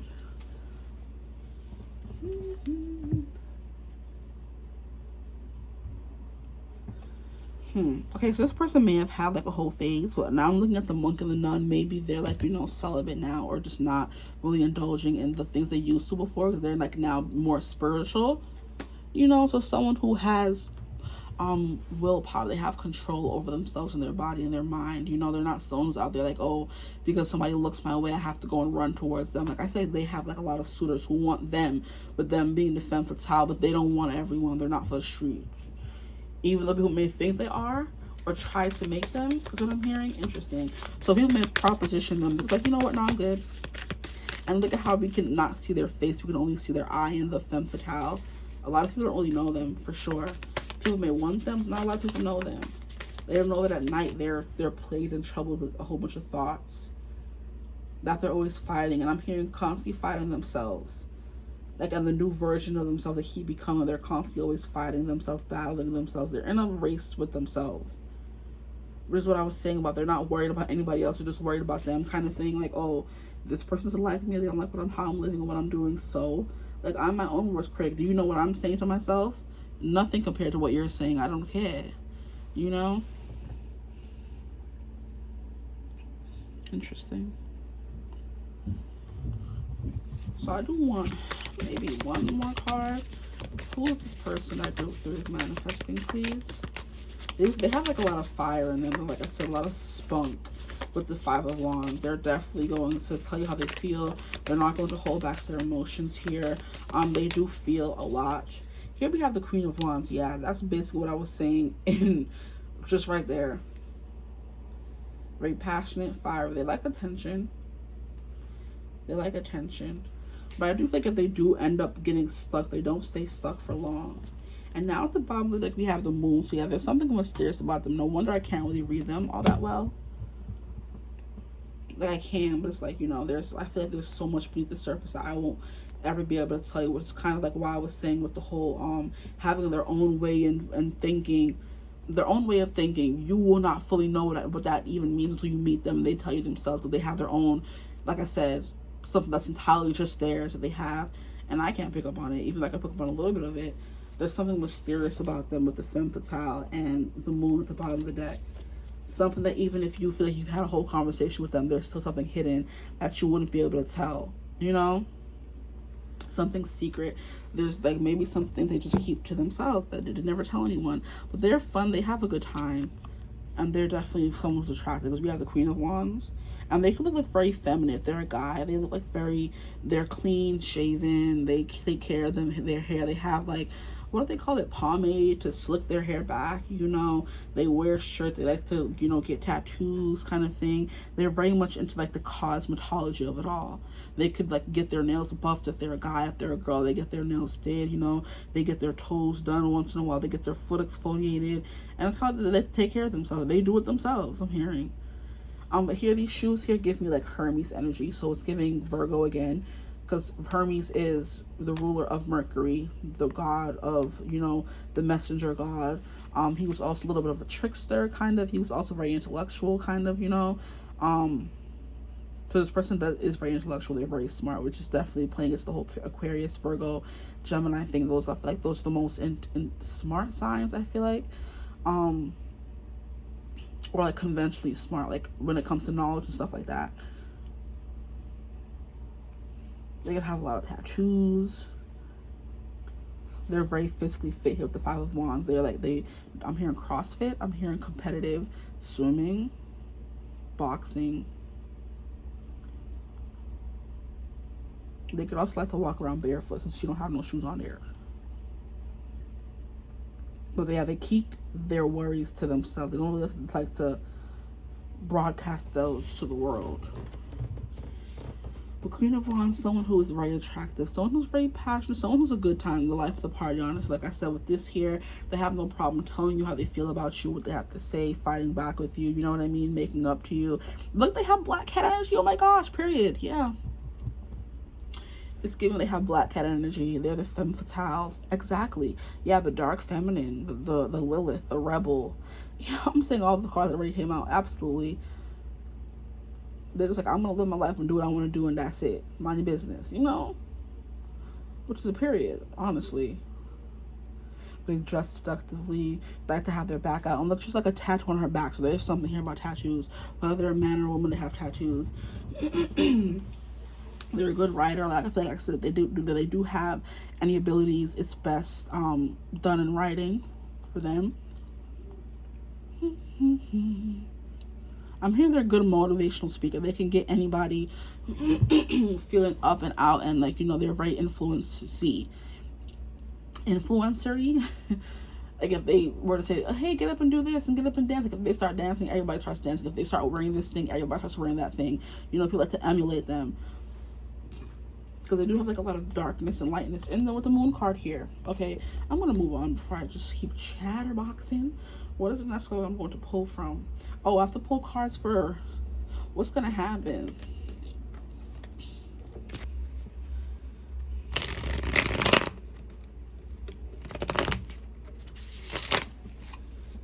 This person could run away from relationships, like I said before, with the whole they don't like commitment.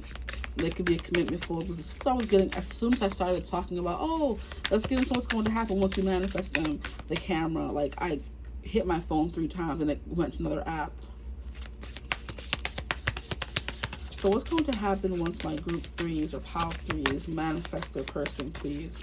What's going to happen once they manifest them? We have 8 of Pentacles and it came out in that position. What cards fell over here? These cards stay solid. I'll keep on falling in love with you. And I'm struggling to pick the cards up. Yeah. This person doesn't want to be tied down. It's hard to tie them down. If they don't want to stay, they're not going to stay, you know. That's why we have the 8 of Pentacles in like block. Like if they want to put in the work, they will. If they don't, they definitely won't, you know. It's like it's an up in the air kind of thing. Keep on in love, love with you. Falling in and out of love with you. Heard that. Okay. So 8 of Pentacles. The other card that came out is the Emperor. Yeah, this is the big boss on campus. Big man on campus, child. We have the Page of Pentacles in reverse. The Devil in reverse. And the 4 of Swords. So what's going to happen once you manifest this person? A lot. You may meet this person at work.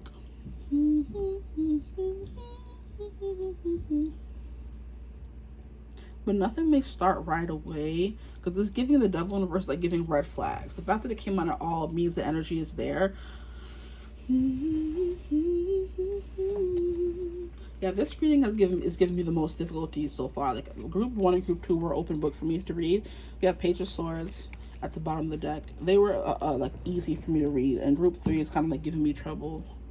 I'm like, where am I? What am I doing? I'm seeing a lot more of ands and ums and pauses than there were in group 1 and 2. So this person's definitely hard to read. They don't like to let anybody in.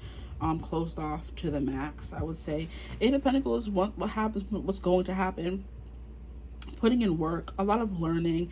Mastery is what you're going to be trying to do to discover who this person really is.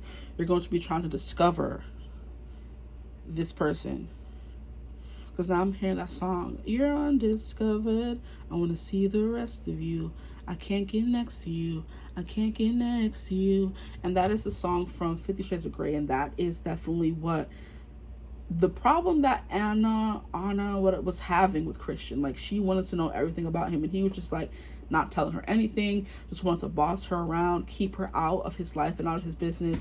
He just wanted to use her for a good time and move it along. And she was just at a point, she was just fed up. Like, he wasn't really looking for anything serious, but he felt drawn to her. He knew he wanted her. He wanted to possess her, to consume her. And she was like, I'm not a prize to be won.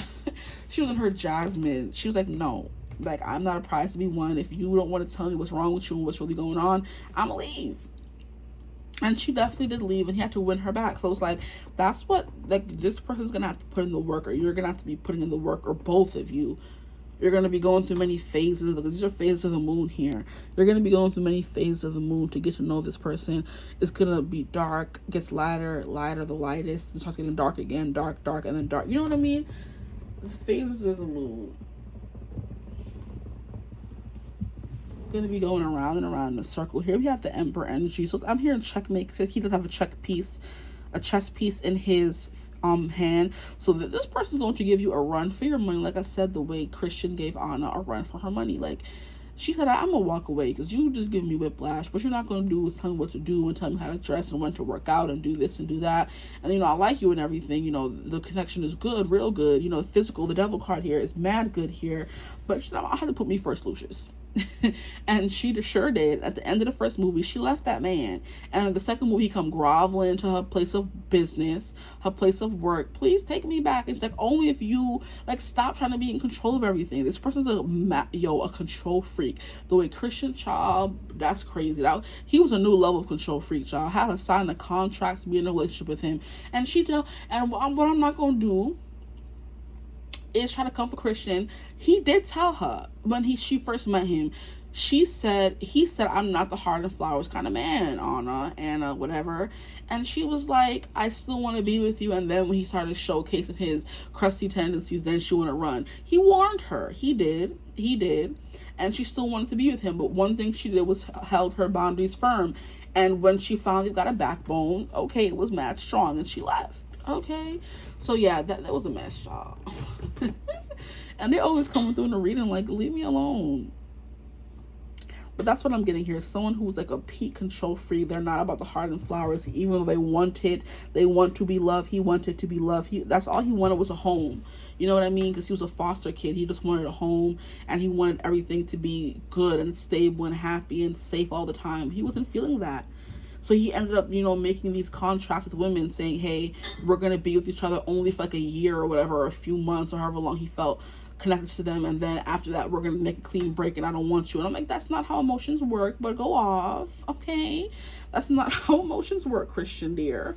But if that's what you want to do, go ahead. And Anna was like, no, this is not for me. Like, I want you, but not this bad. Bye. You know, so something about here, like playing games, playing chess, like somebody's playing checkers and somebody else is playing chess, and someone's gonna have to catch up and learn fast, master who this person is and how they work and how they operate, and then start playing chess on their level, becoming the emperor. So it's gonna be ups and downs with y'all. We have the Page of Pentacles here. I'm hearing rocky start. It's gonna start off rocky, definitely. And then we have a Devil card here. It's like releasing control. And yeah, I was talking about this person's control issues. Very much so. They have deep control issues, but like by being with you, what's going to happen is they're going to have to turn those control issues into, oh, we're sharing the control here, you know? Instead of you telling me what to do and being in control of everything, we're sharing. That's it. Like, I don't play those games. So it's definitely slowly but surely, this person's definitely it's gonna be rocky. It's not gonna be easy. And I'm telling y'all straight up, this person's gonna have to release themselves from these chains, whatever has been holding them back, that made them so control freaky. They're gonna have to get over it, the way Christian had to get over his holdups and in order to be with Anna. Like, you want me, get it together. And then here we have the Four of Swords, which is healing. It's finally stitching your heart back together. You know what I mean? Like, look at how we have the, I'm trying to pick it up so you can see it. The heart is like a little stitched up. So it's like it was broken, but she stitched her heart back together. Healing, sleeping, meditation, recuperation, taking a break, essentially. You might have to take a break from this person for you guys both to heal, I would say, once you kind of burst them wide open with this devil in reverse. Like, yeah, the physical connection is amazing, of course, but that's not all that it's about. You look gorgeous, you look beautiful, I'm obsessed with you, yes, but I gotta put me first, Lucius, okay? This person has to learn how to communicate effectively with the Page of Swords. Like, you know, start off in baby steps. Nobody wakes up knowing how to communicate perfectly in a relationship, but it takes work. But it's the first card that came on. They said it's gonna take work, okay? Page of Swords is definitely taking it one step at a time, enlightening yourself and learning about who this person is. And then here we have this Three of Swords in reverse. So the hard times are not going to last here. And look at how this is the heart all ripped up, and then but y'all got the heart that was healed, okay?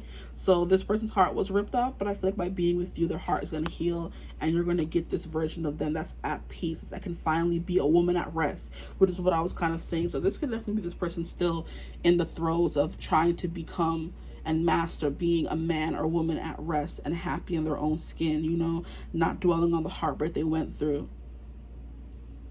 Even though they're the life of the party, everybody wants to be with them. They're attractive, they're sexy, they smile, their smile is great. They know how to have a good time. But it's like there's still things that they need to get together. Okay, so I'm going to keep going with these cards and see what else is going to come through about what's going to happen between you and them once you manifest them. Once they show up, once they pull up on the scene, what's going to be happening between my group threes and their person? What's going to be happening? I don't even know what time we're at. I can't rekindle. What was I saying? Yes, I do think you guys are going to have to go through a break with the Four of Cups to heal, or you're going to leave them the way Anna said, do adios, amigos. I'm gonna head out. The way she left that man, he said, okay, I'll compromise. This person doesn't know how to compromise. That's what I'm saying, that rebel without a cause, they challenge authority. So if you were to come and tell them, hey, I need you to do this, this, and that, they're like, no. See, this is why I don't want to be in a relationship, because they don't want to compromise. They don't want to give a little to get a little. They want to take everything and just be, yeah, hedonistic. Yeah, I said it earlier. This person is hedonistic. They just want to take and not have to give anything in return. And you're going to be like, nope, negative, negatory. So rekindle an old flame return. So this can be an old flame, guys. Someone who the attraction was on point with this person. The chemistry was just burning up the sheet, child. But it's kind of like they weren't compromising with you. Anna, whatever her name was, had to put her mind before her body, okay? Her body was probably telling her to stay, but her mind said, girl, you better run. We have, you are worthy. Your worth doesn't depend on the other person. That's definitely what Christian, his lesson, he had to learn in those movies and those books. He had to learn that he was worthy. It didn't matter that he was a orphan, that he grew up in a household where they abused him, and I forgot the gist of the whole thing, but I do remember he was in foster care, and then his adopted parents ended up adopting him. But I feel like at that age he was still too grown and already closed off from the harshness of life. Yeah, there was something about his mom being like an addict or something, and then his father or his mom or her suitors would burn him with cigarettes. Oh, the ghetto. Yeah, so trauma galore. And that's what this person is, who they are. They're trying to get rid of that baggage with the Ten of Wands in reverse here. We have freedom. That's what this person is. Healthy space and room to breathe. That's what this Four of Swords is as well. A break. It's not like, oh, we're never going to get back together, but it's like we need a break from each other right now. But things will be rekindled. So this is definitely your manifesting someone you've been with before. A card fell and I'm just sitting here shuffling instead of getting it. I hate these cards. Like, they're mad annoying. Keep falling for what? And yeah, with that Alicia Keys that I was saying earlier, falling in and out of love. So it's like 1 minute you love this person, the next minute you don't love them. You're falling in and out of love. And then here we have material attachments. The card that fell, too much focus on visible trappings. That could be a thing.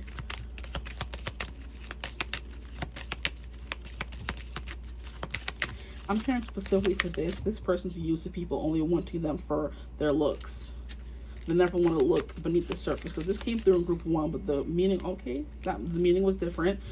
But for this group in particular, I'm getting that this person is only wanted for their looks. They're not valued for anything other, and they could have learned that from a young age. Like, and that is what Christian Grey was like in the book. He was like this, oh my gosh, the sexiest guy alive kind of thing, and all the women wanted him, but not for who he was.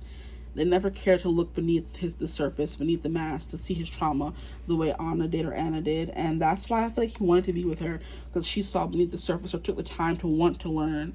People were only with him for his money and his looks. Now here we have twin flame union. Wow. Heart, body, mind, and soul. So you guys were getting it all. But eventually you did need a break to kind of reevaluate this relationship. Because I wouldn't say it was toxic, but it was unhealthy. Which could mean the same thing, but not really. It was unhealthy, but like this person wasn't toxic and like doing things that were, it could have been, but I don't think it was like on purpose. It was because of their wounds. This wasn't someone who wanted to walk around. Like I said, this person's like not purposely, like I said at the beginning, yeah. This person's not purposely trying to hurt people. They just don't want to be tied on. They don't think they deserve love. They're worthy of love. Wow, they're so little. Here we have falling in love. Sudden feelings that this is the one. This is giving pictures to great guys. Like, if you've never seen that movie, read those books, you better get into it. That's what's coming through here. They fell in love so quickly, so fast, and so deeply. It was like very intense all at once. And Anna was like fresh out of college, never really been in a relationship before, because she was never really attracted to guys until Christian came along, kind of thing. And it's like, it was a lot of learning, which is what the page was sort of saying here, learning how to communicate and establish boundaries here, Next deck. What's going to happen once they manifest their person, please? Sudden feelings that this is the one. Interesting. Yeah, that definitely happened fast, but there was definitely, oh, look. Sudden feelings that this is the one, the romantic feelings. Your feelings are real and worth exploring.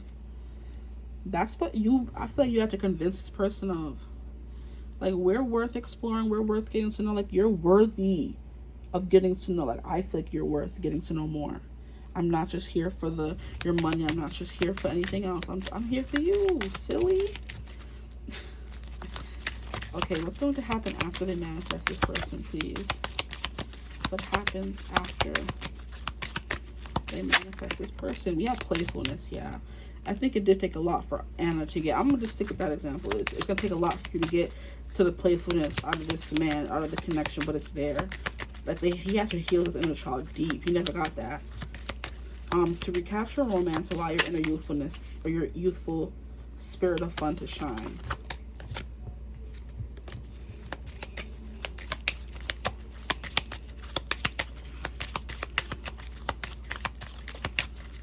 Okay, what happens after? I caught it, yes. You have attraction. Yeah, that was not a problem. That's not going to be a problem for y'all guys. You attract romantic love by enjoying this moment fully. Your attraction is not going to be a problem here. Like, the chemistry is going to be there. We have a past life relationship. Wow. I forgot this card was even a thing in this deck. You have known each other before. Okay, and honeymoon pair. We have enjoyed the bliss of holiday time together. So they do end up getting married in the books as well. They go on a honeymoon. There was a whole thing around the honeymoon trial, but I'm not even get into it.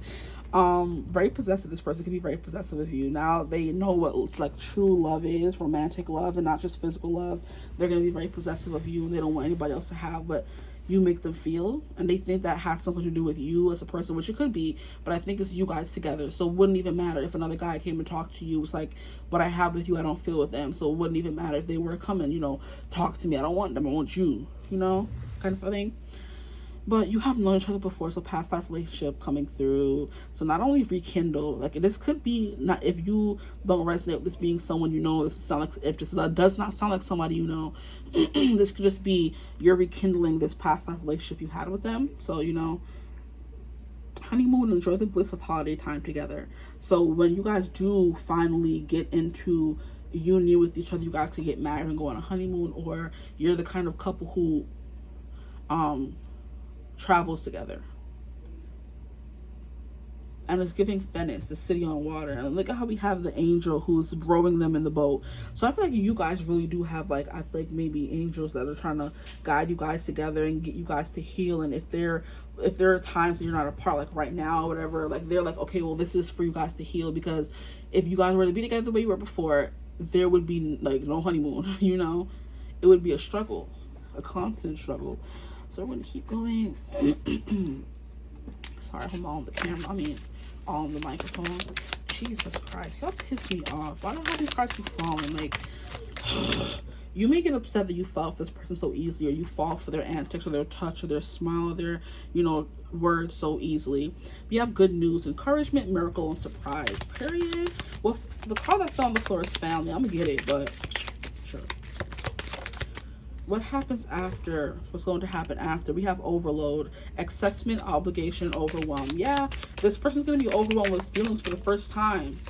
I'm hearing for the first time by the script, the song is coming through. This person's going to be overwhelmed by feelings they've never felt before. And it's going to take some time for them to get used to the idea of, you know, maybe being in a committed relationship, or being with you, or accepting the love that they never thought they deserved, kind of thing.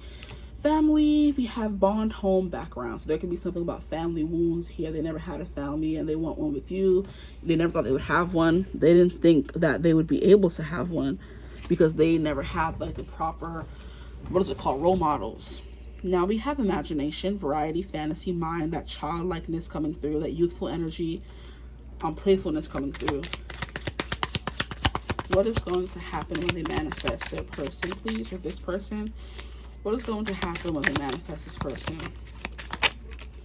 We have marionette, dictatorship, domination, reluctant. Oh yeah, this person don't want to tell you what to do, child, is giving credit. I'm telling y'all, like there must be some of y'all that keep choosing the same groups all the time where the 50 Shades of Grey comparisons come up, because they come up too often for it not to be one specific people or group of people that just love the books or whatever. Aren't they? They're trying to manifest y'all Christian Grey. Well, look at y'all. Look like y'all did. The marionette, he was definitely trying to tell Anna what to do, making her sign the contract. When he told her when to work out, when to eat, how many times a day to eat, kind of thing. Wanted to be in control of everything. When they was having relations, like what you doing? Like just one, like never knew what it was like to just flow. Here we have endorsement, persuasion, bribe, and temptation. And is that not what that man did? And wow, I guess more cards are supposed to come out. I got you a difficult person here. Like, and not difficult in like, oh, this person's, it's just like complicated kind of person. The cards keep falling more than they did in any other group, and it's pissing me off.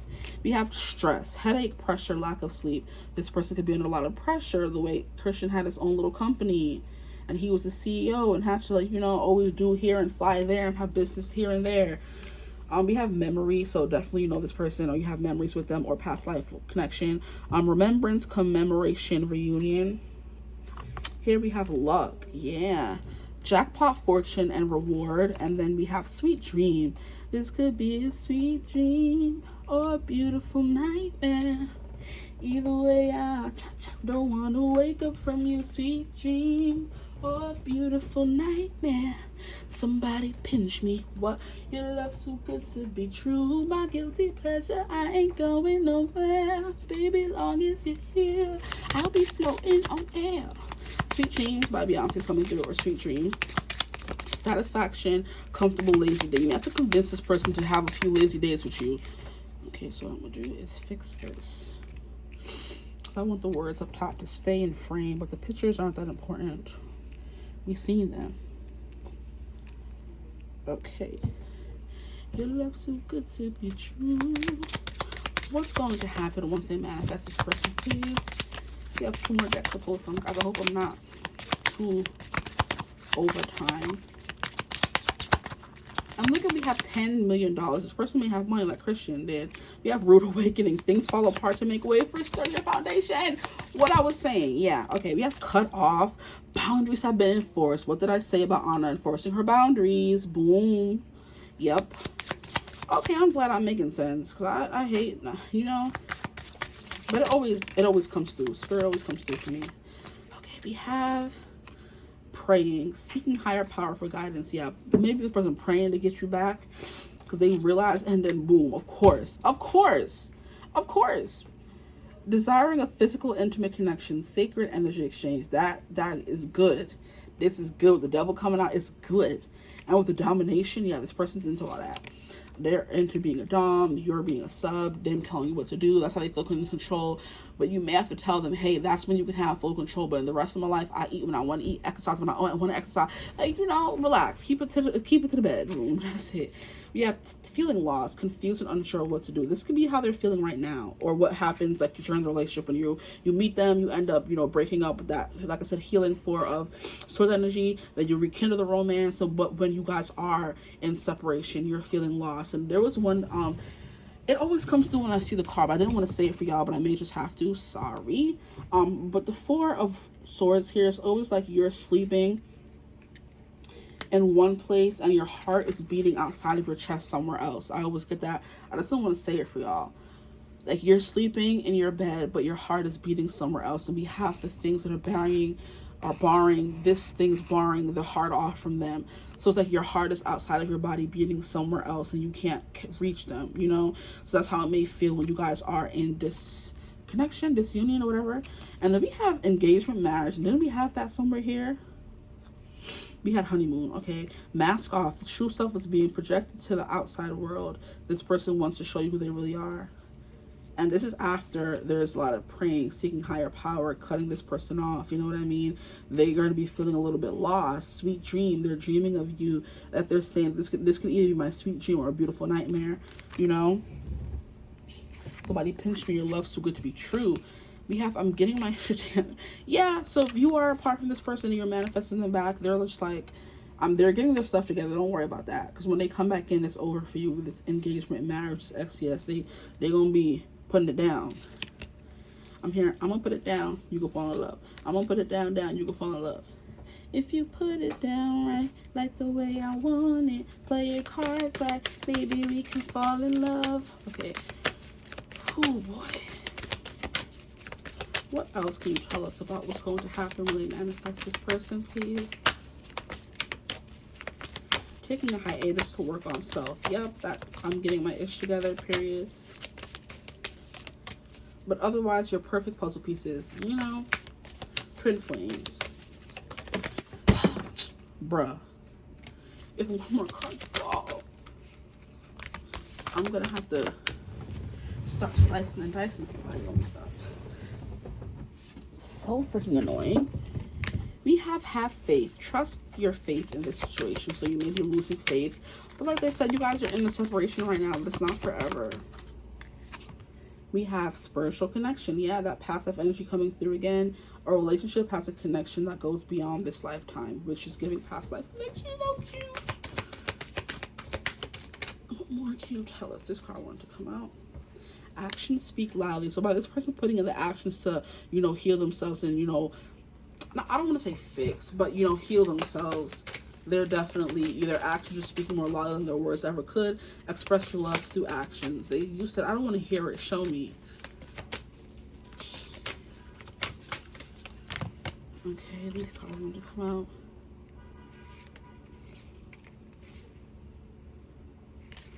Okay, I don't know. Let her put them back. Okay, we're going to see what else comes out. What is going to happen after they manifest this person? Turn on your love light. So maybe, I don't know. We have love endures. Love does not give up or lose faith. Love is hopeful and withstands every situation. They said every situation. Here we have relationship patterns. It takes strength to recognize that need for change. They said what they said. Here we have physical touch. A tender touch can mean so much. So more of that SCX devil energy. And then we have speak the language of love. Loving words have the power to change lives, including your own. And then we have rest and relaxation is essential. We all have a fundamental need to take a break. That Four of Swords coming through again. Okay. But there's definitely, they had some relationship patterns for sure. But turn on your heart light. It says reflect on a time when you experienced love. So a lot about memories and them accessing memories about you. There's going to be a lot of reminiscing here whether you guys are apart or together. Like, oh, I can't wait to go back home to my man from work. I miss him, or I miss her, you know, her. I can't wait to go back to my woman, you know. Okay, so now I want to get some songs for you guys, and that's going to be the end of that. Can we get some songs for what their person want to say to them, or just more context on their situation, please? Group 3. I can't believe I made 4 groups, and I still have 1 more group to go. Oh my gosh, not this card. Nope. I'll take the one on top.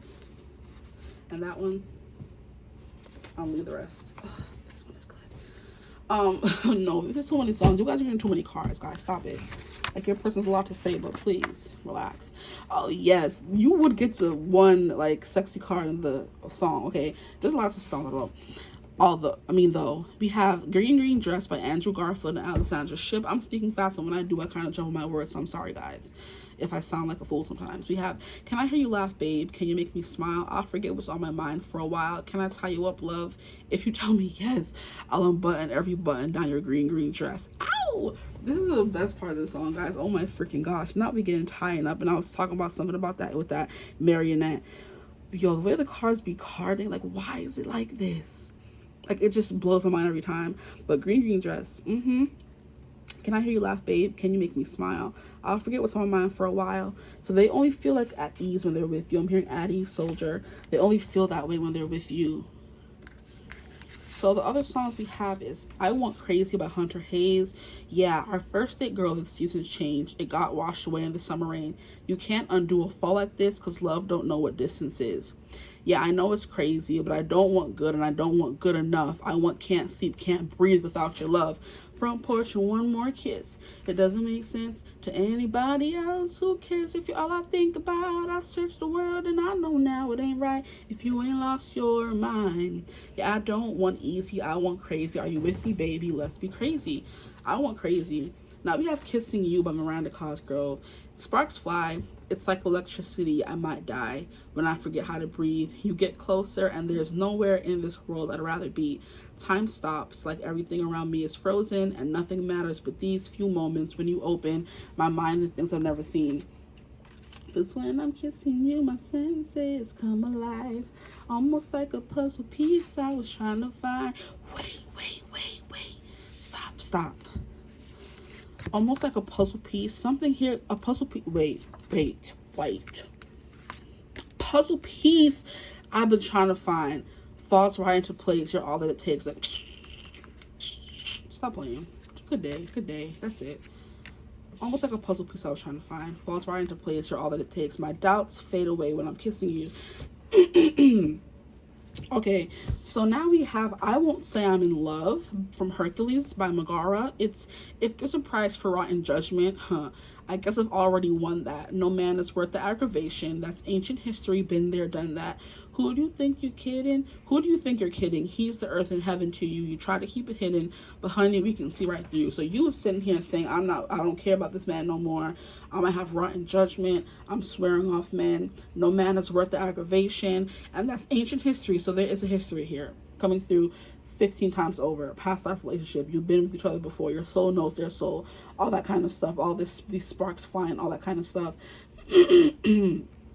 You're just saying that's ancient history. I've been there, done that. And the heavens, the muse is like, who do you think you're kidding? He's the earth and heaven to you. Try to keep it hidden, but honey, we can see right through, you know? And it's like, gotta face your feelings. When you're gonna say that you got it bad? And she's like, no chance, no way, I won't say I'm in love.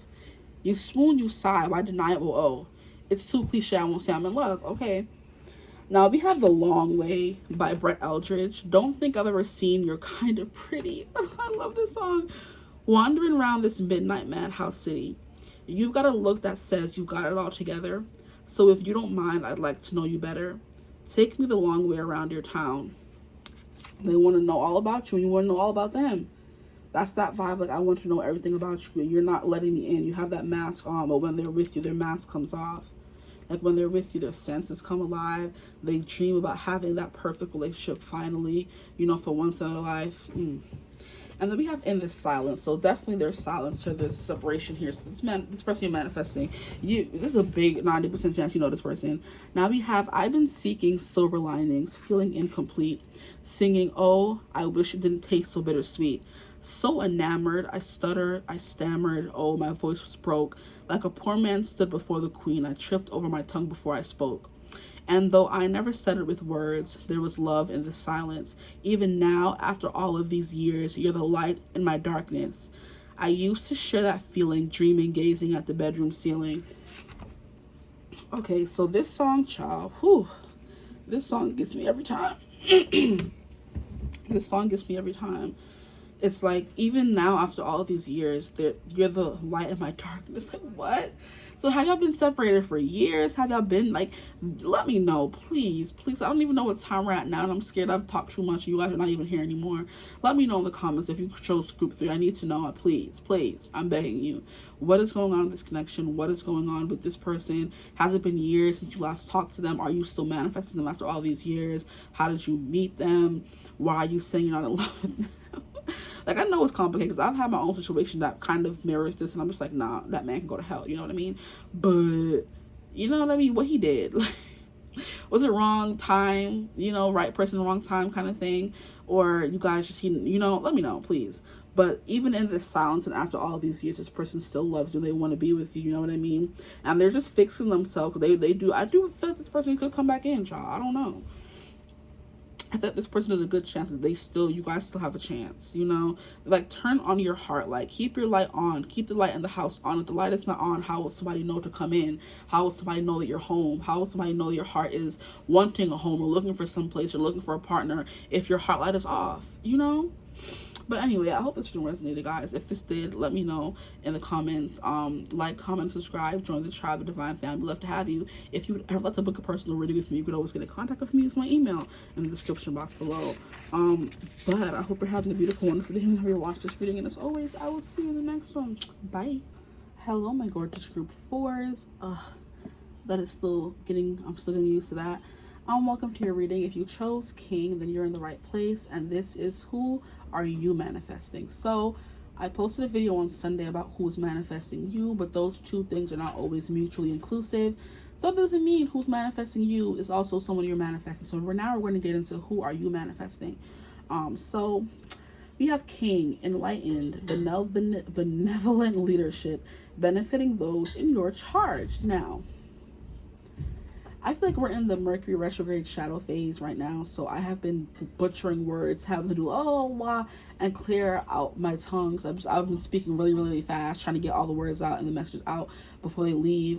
My words in my head move faster than my mouth can, and then I just talk too fast, and I'm just like, I jumble up the words together, much like I'm doing now. But hey, we're going to get into the reading. Who are you manifesting?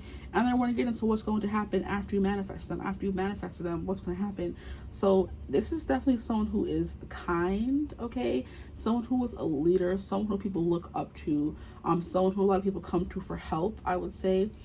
They're also very benevolent. So they always have good intentions. They are someone who speaks good things come to them. They have a moral compass that allows good things to come to them. They have a good juju, good magnetism kind of vibe here. And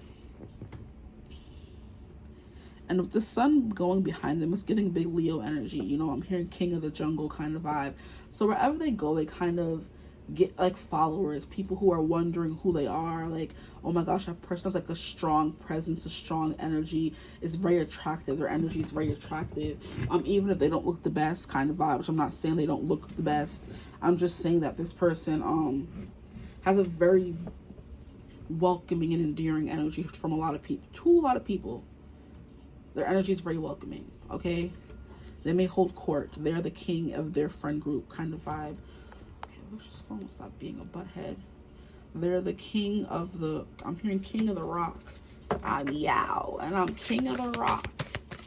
Like, even if they're the shortest, they're still someone who is seen There's someone who is felt. Okay, I'm gonna have to move this table. Sorry guys for all this shaking, but I'm just trying to do my best. That's all that I can do. Benefiting those in your chart. So it's already given me they have people in their chart. Here we have beggar in reverse. Interesting. And then we have companion. Who is the person that my group 4s are manifesting? And then we have exorcist, child. What the heck? Okay, heard that. So we have exorcist, we have king, we have beggar in reverse. So we have confronts empowerment at the level of physical survival, awakens the spiritual authority of humility, compassion, and self-esteem. So yeah, I don't think this person allows all the high esteem they get to go to their head. Definitely not. I feel like this person attracts a lot of beggars, I would say. Like, people see they're so powerful, they have their life together, they have everything a person could ever want, and now people are just like, oh, how did you do that? Can you do the same thing for me? And they're like, it took some hard work and it wasn't easy. So no, I can't do the same thing for you. You know, if you put in the hard work, maybe you can get what I have, you know. A lot of people wanting to get the blueprint, like, how did you get your power? How did you amass this success? And just like, you know, to the point they could just, you know, have put I'm hearing a master class or a lesson together for people and like sold it and made money off of it, because everybody was asking them how are you so successful. I'm like, okay, well, since everybody wants to know, why can't I charge for it, you know, kind of vibe. Like, asking people the power to success and how everybody wants to have like a book on how to be successful and how to make money and how to do this. Everybody has their own ways, which is kind of like hard to tell one person to do it. But hey, if people want to buy it and it may work for them, it may not work for them.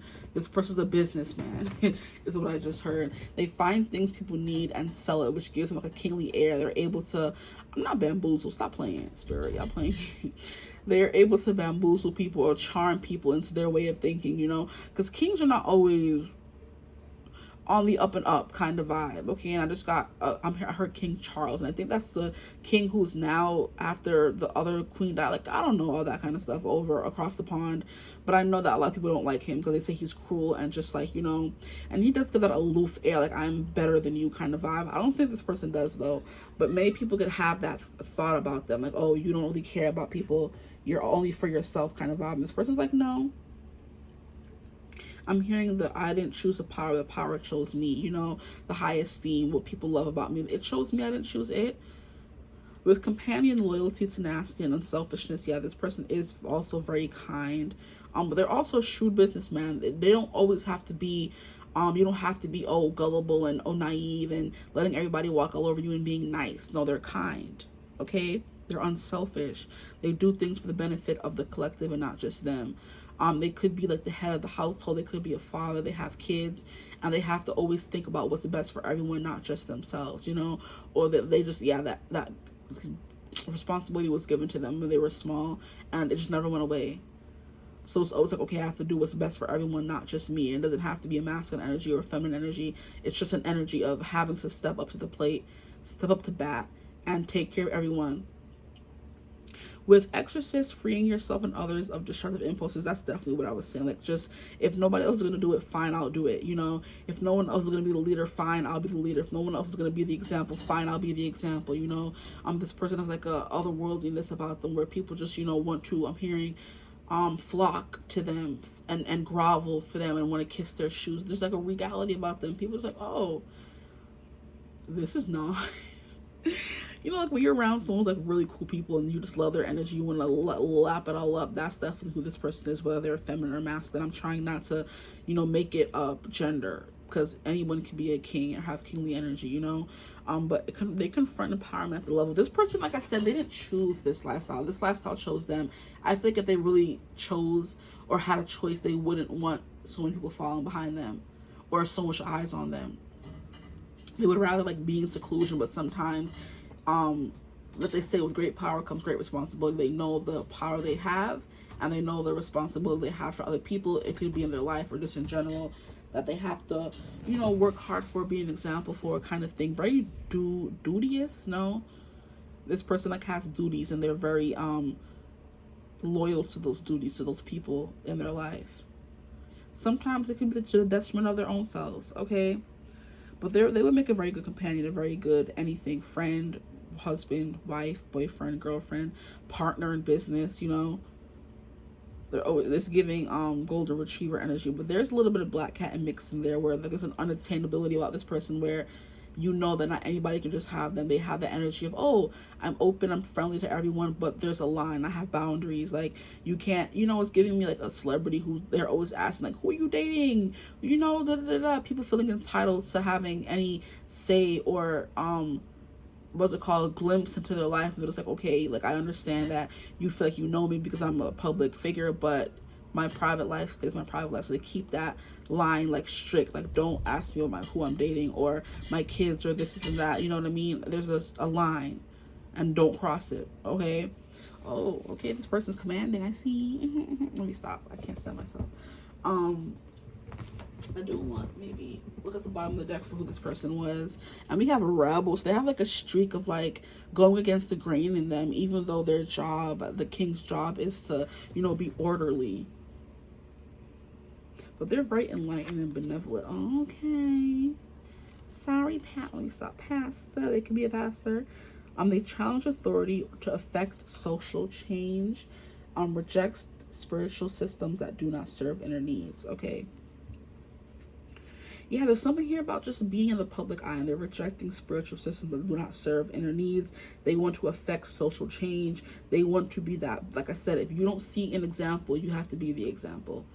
And I want to say essentially, but also unfortunately, this person ended up being the one who had to exact the change.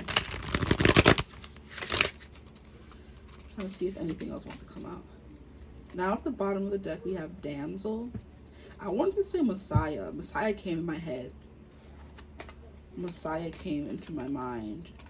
So this person could act as a Messiah as well. They save others from themselves, what I just heard. Okay.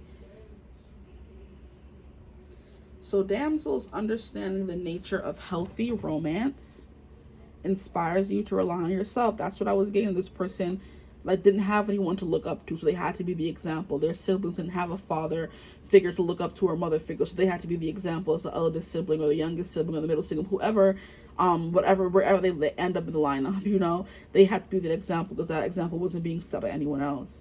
So they have to learn how to rely on themselves.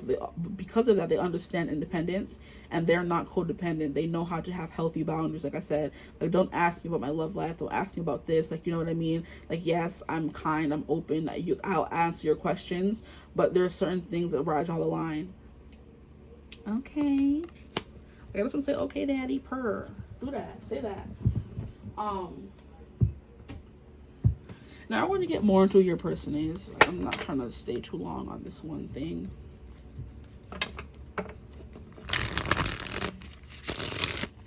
This person speaks the whole truth and nothing but the truth. And then I'm also hearing in my head, I solemnly swear I'm up to no good. So it's definitely like a vibe. I'm hearing they told a line. And I think that's like a Johnny Cash song. Here we have Temperance. There's something chaotic about this person.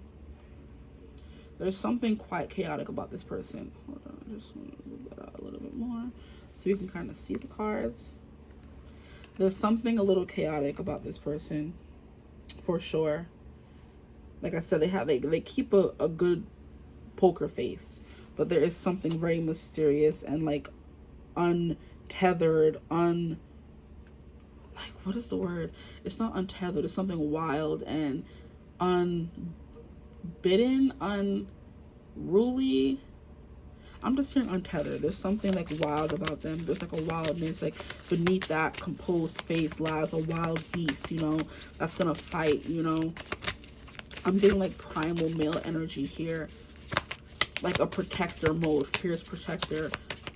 Like, they don't, like I said, they don't play about theirs. Like, don't ask for my wife and my kids and my girlfriend or whatever. Like, keep my protective life fiercely private. That's between me and them. Like, this, like, so much of my life is yours. I need something to be mine. So it's giving public figure, you know what I mean? Someone who's out there in the public eye, or someone who is under intense scrutiny. I'm hearing maybe like a politician or something, influencer, a star, an actor. I don't know how many kings are out there. Could be an actual king, who knows? A CEO of the company. Everybody's always looking to them and thinking, oh, we work for you, we should know all this about you. And it's just like, no, there could be like a lot of gossip around them, because there's something like just so like intriguing and mysterious about them. No matter like how open and friendly they are, there's still a lot of stuff they keep to themselves. With the moon coming out in reverse, and there's just something like unhinged is the word I was trying to find. Something a little unhinged about them. And I don't know if it's a good thing or a bad thing. I guess we shall see. Because we have temperatures, just like there's something chaotic about this person. And here we have the two, like we have the balance between the sun and the moon. Like this person, like they're both at the same time. They're mysterious like the moon. They're bright and cute like the sun here. Like I was mentioning, the sun behind the king. And I want to put temperance upright. So no, but people feel that there's like a tiger ready to pounce, waiting and lying in wait underneath the surface of them. Like I'm hearing like a bristling of the wind, or bristling of the skin, or like there's certain mannerisms this person has where you know they're about to blow. And people close to them may know that, but people not close to them may not know that, if that makes sense. We have the moon here in reverse, which is something very mysterious. Okay, we have the 5 of Cups in reverse as well.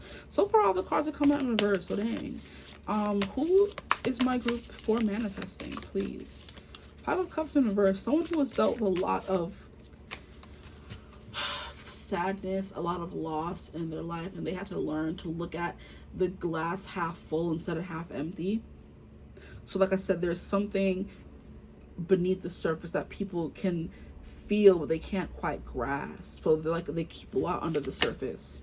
And I'm hearing under the surface, I feel berserk as a tightrope walker. We're in a 3-ring circus. Under the surface, was Hercules ever like, yo, I don't want to fight Cerberus? Like giving all the responsibility, and like, oh my gosh. Yeah, this person was given all the responsibility, they didn't ask for it. Wow, it's like giving superhero vibes, where Spider-Man, they keep saying with great power comes great responsibility, but he didn't ask to be bitten by the spider. You know what I mean? But now he wants to save, and he wants to be a hero, and that comes with a lot of responsibility and a lot of lives on your head.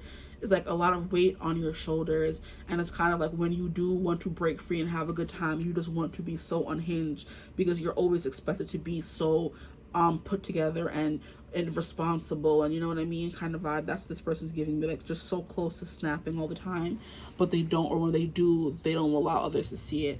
Now with the Devil card here, yeah, there's something like a little toxic or unhinged. Like I just keep hearing unhinged about them, and I'm just like, it's like giving like a tiger under the surface, a wolf under the surface, ready to, on their haunches, ready to jump down somebody's throat whenever the time comes, because they have a tight hold, a rein on their emotions and their anger. But I do feel like when it does come out, child, you better run. It's giving that Taurus energy, where they are composed on the outside and they look, you know, homely and nice, and they're all about this and that, but then when they're mad, you better run. They look innocent, I wanted to say, because I feel like when you have a Taurus rising, a lot of people say, oh, you're like doughy and like angely and goddessy like looking, and it's like, yeah, they have that vibe about them, but then under the surface when they're mad, oh, watch out. Then we have Lovers here. So who are you manifesting? Who is this person? Someone who has 2 personalities, yeah. Because the Lovers is Gemini. Like I do feel like they have 2 personalities. Sometimes people could think they're 2 entirely different people. That's something that's coming through for real. I also want to say like a lover boy, but that's not really what I was getting. I've just been saying that a lot recently when the Lover card came out, but this person could very well be a lover boy. Who am I to say they're not? There's something just tempting about them, where they're like, give me your hand and get lost with me, and you're just like scared, but you're so tempted to do it. And a lot of people do it. I don't know, it's like giving like, I'm trying to find an example. Or it's like someone who's like a politician on the surface, but in the cut they're going and buying sexual favors, and like they're corrupt a little bit on this under the surface. But I'm not getting they're doing anything to hurt people. They're just doing it because they need to be free and be liberated sometimes.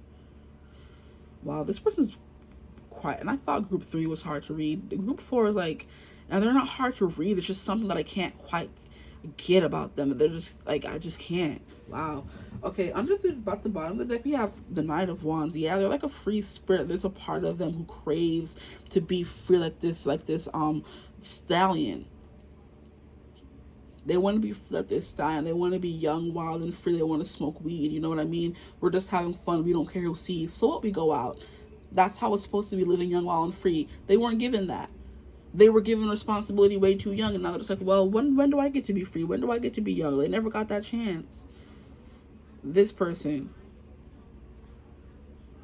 Wow. The Lover's card here is definitely something about feeling inexplicably drawn to someone, and it may be in a bad way. So you could be manifesting someone that's not good for you, or they could be good for you, and I just don't know. Maybe you don't know. Maybe they don't know. What do we know?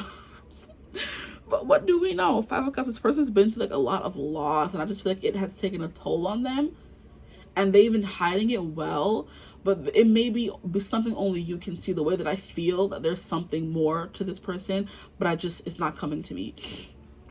But I feel that it's there. When you meet this person, there's something like, hey, come and take a walk on the wild side with me, do this and do that. And you're just like, well, should I trust them? Should I not trust them? There's something dangerous about this person. And I'm not saying it like, oh my gosh, you're going to murder you. Wait, it's like, no. It's something just like, a beast hides within them, you know? Okay, I'm not mad at that, guys. I'm not. With this Knight of Wands, there's like a wild spirit within that wants to be released. I need to know more, because we have this freeing yourself and others of destructive impulses, and this, yeah, yourself and others. This person could be constantly fighting this devil inside of them, telling them to just blow shit up and do, you know, wild stuff on the daily basis, and it's just like, I can't, I have too much responsibility, I have too much to lose, and who knows, it's like a ticking time bomb. That's what I'm hearing. Yeah, this person's like a ticking time bomb. And I'm not saying when they do release it, they're going to go on like a, you know what I mean? Go crazy and start doing crazy, like, illegal stuff. But it's just like, they need the chance to sow their wild oats and never got that chance. What more can you tell me about the person my group fours are manifesting? Who is this person? Who is this person they're manifesting? You see how this person's like hiding behind their eyes. It's like I said, this person could hate beggars, or they are hiding from a part of themselves that they feel. It's like, you know, hiding from the devil on your shoulder telling you to blow this up or slap this person or do this. Like, you're hiding from the devil on your shoulder. This person's running away from something. This person's running away from something. There's something hidden they haven't dealt with in their psyche they're hiding from, and it could like end up blowing up, and maybe you're destined to come into life to kind of help them, you know, deal with that. Here we have the Eight of Swords in reverse. Yeah, there's something that's keeping them trapped in the past. And it's like, look, she's free. She's not tied up. But when she's looking at herself in the mirror, she is tied up. Wow. That's crazy. Yeah. Yeah. They're free. They should have everything they want, right? They have money. They have prestige. They have luxury. They have this and that. They have power. They should be happy, right? They're not, though. There's a part of them they keep trapped and hidden that they want to come out so badly. They want to do bad things. They want to maybe go on, you know? But they keep themselves on a tight leash, and I don't know how well that's working out for them.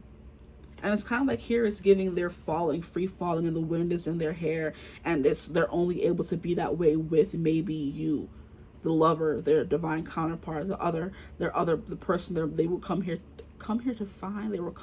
They were sent here to find. I'm like, they were come here to find. Excuse me. Yeah, there's something.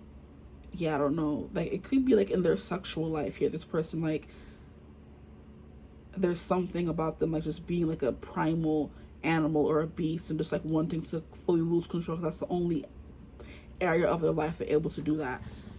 At the bottom we have the Magician in reverse. So yeah, there's something this person feels powerless sometimes. I want one more card. Can I get one more card about who this person they're manifesting is?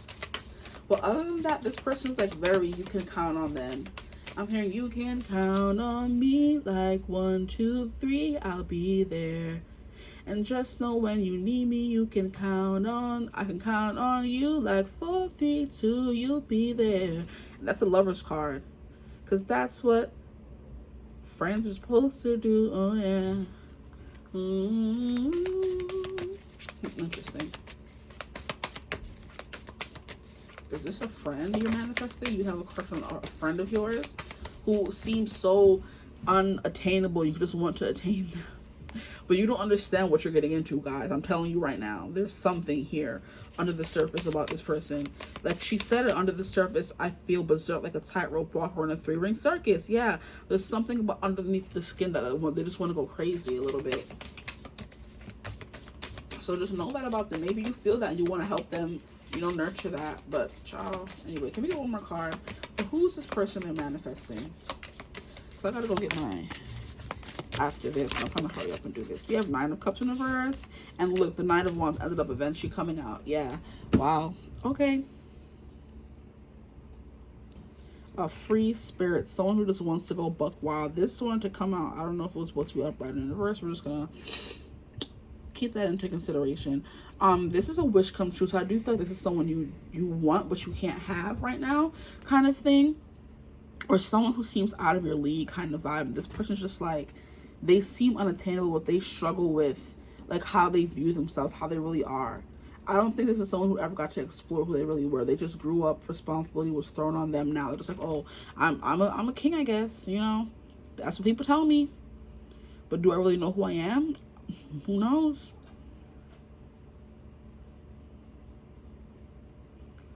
But this person just doesn't feel that way about themselves, is what I'm hearing. Everybody looks at them as like a king, a great companion. They would be a great father. They would be a great husband, a great boyfriend, a great girlfriend.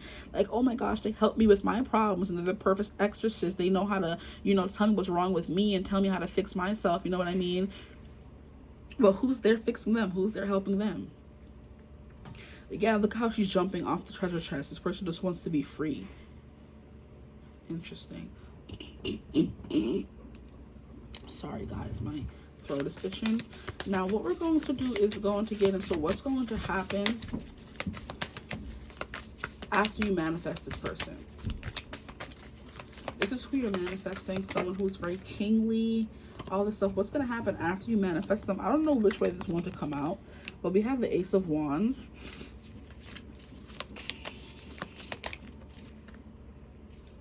the Knight of Cups in reverse. I'm hearing I'm bad at love. I'm bad at love by Halsey. This person thinks they're bad at love. So they could run away from relationships. Wow. And then we have Two of Wands. Yeah, there's something about them that they don't allow themselves to have fun. So what's going to happen when you manifest them?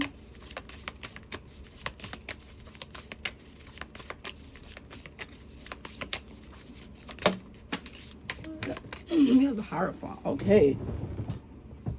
It's enlightenment.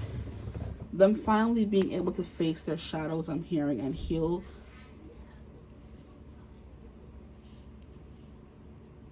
And heal those shadows.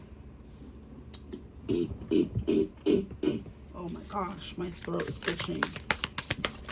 I'm sorry, guys. Like, come on. Yeah, it's like this person, like, look at me apologizing for having to itch my throat. What am I apologizing for? I know this sound is annoying. This person may always apologize for things they don't have to apologize for.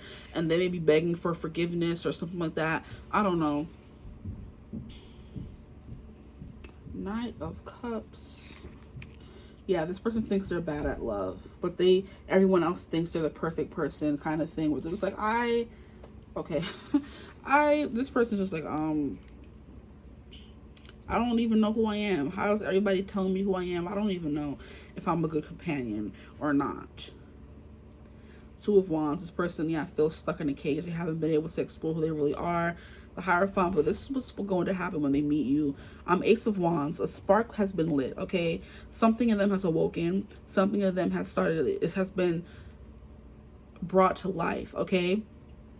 A fire ignited when they meet you, when you guys are with each other. But there's something about them feeling like they're bad at love, or they don't want love, they don't need love. Love is a distraction. It's going to take them away from what they are supposed to do, kind of thing. So they kind of, what is it called, reject these romantic feelings. I'm bad at love, okay?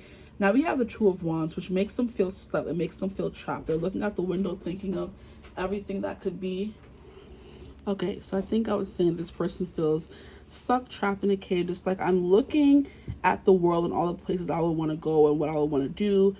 you know, travel, world, freedom, fulfillment, but they can't do it because they're stuck just looking out the window, thinking about doing it. So, this, like I said, this person will have the feelings for you, but I think somebody's in the bathroom. But they're scared of actually doing it. So it's like they're scared of taking flight, because I think this come out in almost every reading, the Knight of Cups. But upright, you can see the shoes with the wings on them. It keeps reminding me of Hermes. And the shoes he didn't give to Percy, but the shoes his son Luke gave to Percy in Percy Jackson of the Olympians. And the shoes knew how to fly and take off. This person wants to fly and take off and leave their life behind, but their responsibility is telling them they can't. So it's kind of like this person wants to, you know, go off and do all these things with you and explore and be free and let themselves be free and experience what they are craving, but they just can't until they have to experience this awakening.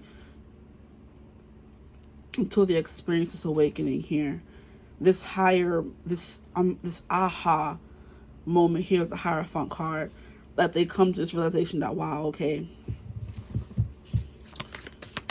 there's actually a path for me. They're actually smiling. They're actually happy. They're actually at peace. You know, they're at peace being this Hierophant person. So there's a lot about the people coming into your life to show you that you can have your cake and eat it too with these groups today.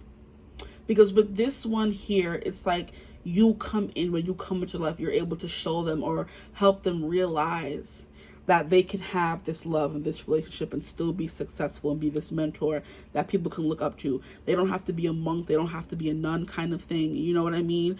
Or maybe they push you away because they didn't want to subject you to their life. But you're just like, I want to be here kind of thing. Can I get a clarify for the Knight of Cups in reverse, please? Because I want to understand more about that.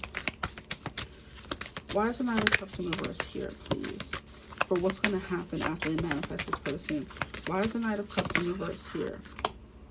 Then we have the Hermit in reverse. Yeah, because this person is scared to come out of their shell. They know in a relationship they can't hide who they really are. And they're so used to doing that. They're so used to hiding who they are. And they don't want to do that with you. So they don't even know who they are. So how can they be in a relationship with someone, you know? That's the kind of vibe that's coming through. Now, can I get a clarifier for the Two of Wands in reverse, please? The Two of Wands in reverse. Can I get a clarifier for the Two of Wands in reverse? And it's funny how we have the Ace of Wands, which is the beginning, and then we have the Two of Wands, which is the next step. So it's like after this awakening, this ignition. Once this fire ignites, it takes them to the next step of wanting to explore this and take it to the next level, but it's blocked. So it's like, not unsure vibe. So can I get a clarifier for the Two of Wands, please? Can I get a clarifier for the Two of Wands, please? Can I get a clarifier for the Two of Wands?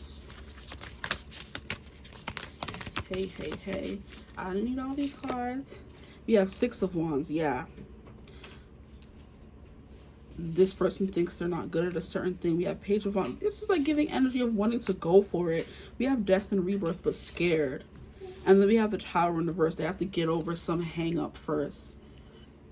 Wow, okay. So Two of Wands, what happens after you manifest this person? This person has to learn to come out of their shell because they're still hiding from the world. They're still hiding who they really are. But I feel like you see who they really are. They were able to be, maybe one time, they were able to be who they were with you, and you saw who they really were, and you wanted to stay and wanted to learn more about it. But like, I can't be that person all the time for you, so go away. You know, shoo. Like, I can't be this person for you all the time. Which led them to go in within themselves and be craving that connection, craving that freedom they felt with you. You know, they felt on top of the world. They felt free for the first time, confident. They felt successful, kind of thing, triumphant. Like they were finally being seen and celebrated for who they were. Wow, I wasn't expecting all this now. We have Page of Wands. Look at how the wand is up in the air and she's jumping for joy. This person felt like they were happy. They were drunk on life. You know what I mean? They got the first taste of passion, of real passion, of who they really were, and they didn't want to give it up. So this person then we have Death in reverse and Tower in reverse. They have to get over being scared to start anew, show you who they really were. Heal this Tower moment here. Go to the Tower and turn on the Tower on its head. And they eventually do that because the Hierophant is now upright. And look how the Lovers card is sticking out like this. They're like, yeah, because this person is someone who you're supposed to be with. And then look, we have the Eight of Wands in reverse, but they're scared to jump in. Wow, okay. So what we're going to keep doing is move on and get more cards, because the time is going by and I really do gotta go. Okay. Yeah, see, responsibility. This person has responsibilities, and they're scared of when they're with you getting lost in those getting lost and forgetting about those responsibilities. That's definitely what I'm like, I gotta go somewhere, I gotta go, but I'm still here doing the reading for you guys, you know what I mean? Here we have open your heart. Definitely this person has to learn to do that. I did say there was something about this person like pushing people away and not wanting to be in a relationship, even though everybody's telling them, oh my gosh, you'd be perfect in a relationship, why are you still single, kind of vibe. Here we have reaching out. Expect a call or text from your person of interest. Yeah, so after you guys are together, what's going to happen is they're going to push you away initially. They're going to tell you I can't be this person all the time. They're not going to tell you that. They're going to feel that way and retreat.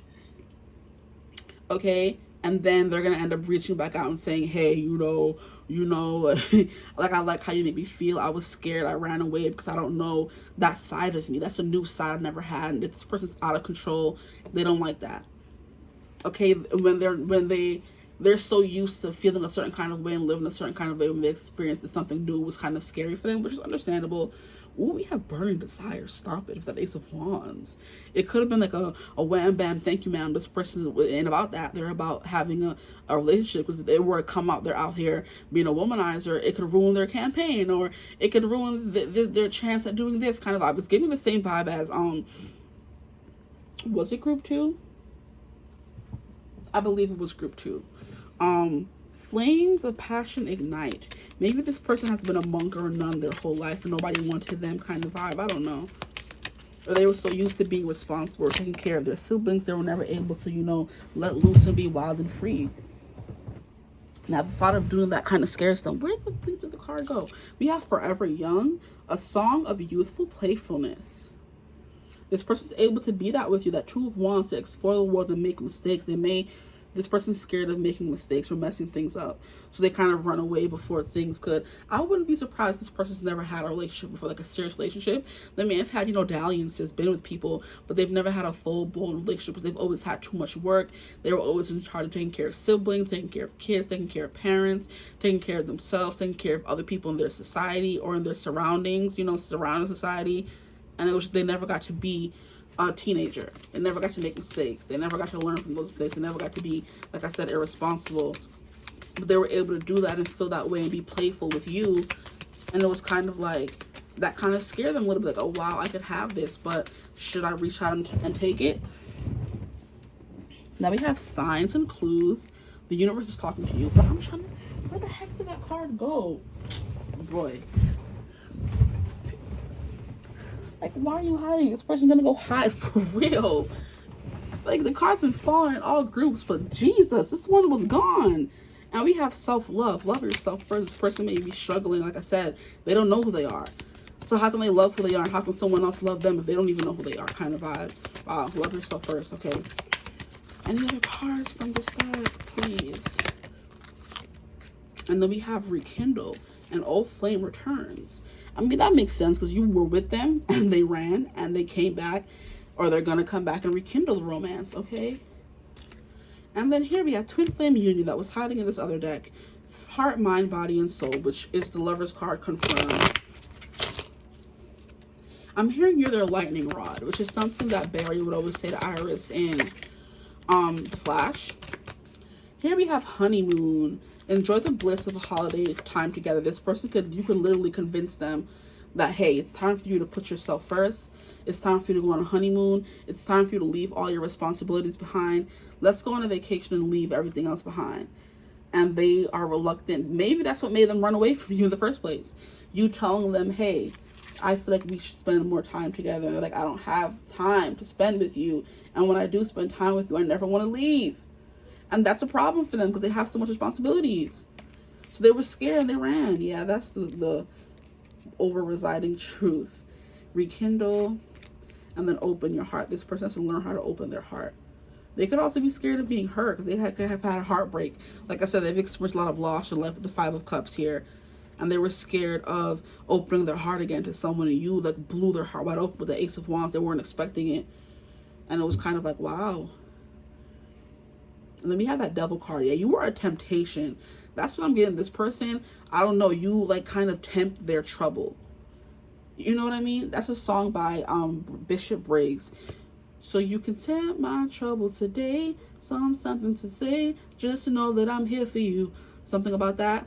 If you want to cry, I'll be your shoulder. You know what I mean? You tempt their trouble with that Devil card. They've always had that urge to, you know, be wild and do, you know, outlandish things, but they kept it, you know, tamed until you came along and made them want to just throw it all away. And you tempt their trouble. Yeah, okay, that's cute. I've never really heard that before.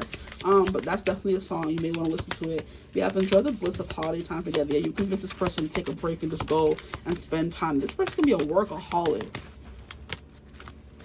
A workaholic. They're so busy doing everything for everyone else, they don't really do anything for themselves. And you have to convince them to take a break. Like, hey, you've been working nonstop for how many years now? Take a break. It's giving freaking Eliza telling Hamilton in the play, take a break. And he's like, no, I have to do this for Congress. And she's like, if you don't, you know, if she was more assertive, she would say, if you don't bring your behind to the lake house and take a break with our family. And then look at him, he got himself into trouble when he was by himself in the play. Anyway, honeymoon, we have reconciliation. It's giving, yeah, Eliza was saying, Hamilton, take a break. He's like, I am on my way. And she's like, it's a little surprise before supper and I cannot wait. And she's like, I'll be there in just a minute to save my plate. Alexander, okay. And then, like, you have to, like, push this person to take a break. Oh, God. But we have someone from your past is returning to your life. So we have reconciliation and rekindle, child. So, yeah, this is definitely going to go through a break, and this is going to come back around. It's either going to be after they run in the first beginning, it's going to end and they come back around, like, a little bit after. Or you guys, like, have a relationship, break up. You had all this stuff happen already. You guys broke up and now you're manifesting them back again. And to rekindle reconciliation. Okay. We have free yourself. This person does need to free themselves. I'm not even gonna lie. We have, it's time to take control of your life. We have religious factors. What? See, now that would make sense why this person was so contained. They could come from a religion where it's not okay to do this and do that. Okay, yeah, that makes so much sense. And I'm like, there was something here, but there's still something here I don't know, honestly. We have healing family issues. Makes sense with religious factors here. And I kept saying they have to be the parent for their siblings or for their community, or they have to be the parent for their parent, child. Who knows? We have engagement. Okay, we have engagement. Then we have honeymoon. Okay, so it's giving wedding. Keep an open mind when it comes to this person. Then we have codependency, and I think that's people in their life having to depend too heavily on them more than anything else. I don't think this person's codependent, because I did say with companion here, this person knows how to be in a relationship but still be independent to themselves. I think the codependency comes with people around them. Addictions are affecting your romantic life.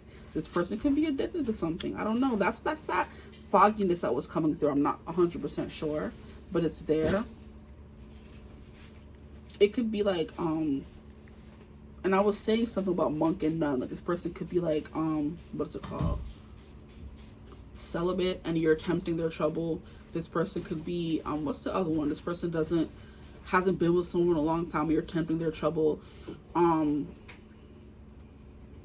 They're very, very, very religious, and you're tempting them to do things that go against their religion. All that stuff is coming through. But I'm going to put these cards to the side, and we're going to keep going. What else is going to happen when they manifest this person? Ooh, that was nice. Thanks for not falling. We have natural disaster. Oh my God. Risk, frustration, and survive. Yeah, there's going to be a risk. There's going to be frustration. I'm hearing from your side, because this person, like I said, is going to push you away. But you will survive. Once I was afraid, I was petrified. And we have merit making. Look at, we have a monk here. Wasn't I just saying that 2 seconds ago? Anyway, goodness, humanness, and morality. And that's coming through again with this king here, where they're enlightened, benevolent leadership, benefiting those in their charge. And then we have goodness, humanness, and morality. This person, like, they, like, not over, like I said, they have morals. Okay, and I did say at the beginning of the reading they have morals, but it's like sometimes they let it blind them from doing what they actually want to do. Which, I mean, I kind of guess that's what morals are there for, right? But I mean, if it's not hurting anybody, why not? I'm hearing, what is it called? Did I mention that in this reading, or was it in the other reading? I really don't remember. But I'm hearing the sound, the opening song for Secret Life of the American Teenager. Let's Fall in Love. Birds can do it, bees can do it. Something, let's fall in love. So something here about that. This person's like, I'm scared to fall in love. And it's just like, why? Let's just do it.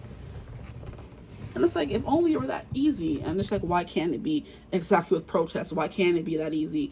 Inadequacy, sooo, and attention. I wish they would stop. Oh boy. Inadequacy and attention. Interesting. I do feel like this person could be scared in this interaction, that they tell you, I can't give you this amount of attention, and you're still asking for more attention, and it leads to conflict. What? No, not conflict. Okay, stop it. Okay, I'm done. Not me saying conflict and conflict. I already put it down. Yeah, it will lead to conflict because you're saying, hey, I want more attention after, but you already told them I can't give you that what you want right now. Whew. Stressful. I'm stressed out for y'all because I don't know what this is, child. But we have conflict, difference, disputation, and quarrel. Yeah, it's going to lead to like a lot of disagreements. And I don't think that you're protesting their beliefs for some of you, or most of you. You're saying, why do you think this, or why do you act this way? And they're saying, oh, because I grew up in a house like this and that. And it's like, well, you don't have to let that rule over you, or that's not a religion, that's this and that. You know, those kinds of conversations where it's like, oh, well, maybe you grew up in a house where they took it too far, you know, a little extreme with it, and it doesn't have to be that strict, kind of, you know. But there's definitely a difference here, and the religious factors coming through is telling me it could be a difference in religion. Okay.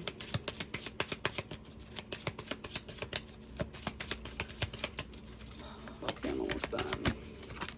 I really do gotta go. You have imagination. You do spark this person's imagination. I don't think they were ever able to have that childhood where they were able to, you know, have imaginary friends and play with action figures and have that kind of stuff, but you allow them to have all that with variety, fantasy, and mind. You stimulate their mind as well. You guys have good conversations, and I think it leads like a lot of conflict because you guys are both strong personalities. This person pushes you away, you chase, and you say, hey, we're going to talk about this now. Stop running from the problem. You're running from the issue kind of vibe. We have a family, so this will lead to you guys could potentially having a family or family issues, healing family issues coming through again. Something here about family coming through twice. We have sweet dreams. So Beyonce's sweet dreams coming through, where you guys like this could either be a sweet dream or a beautiful nightmare. Either way, I don't want to wake up from you, period.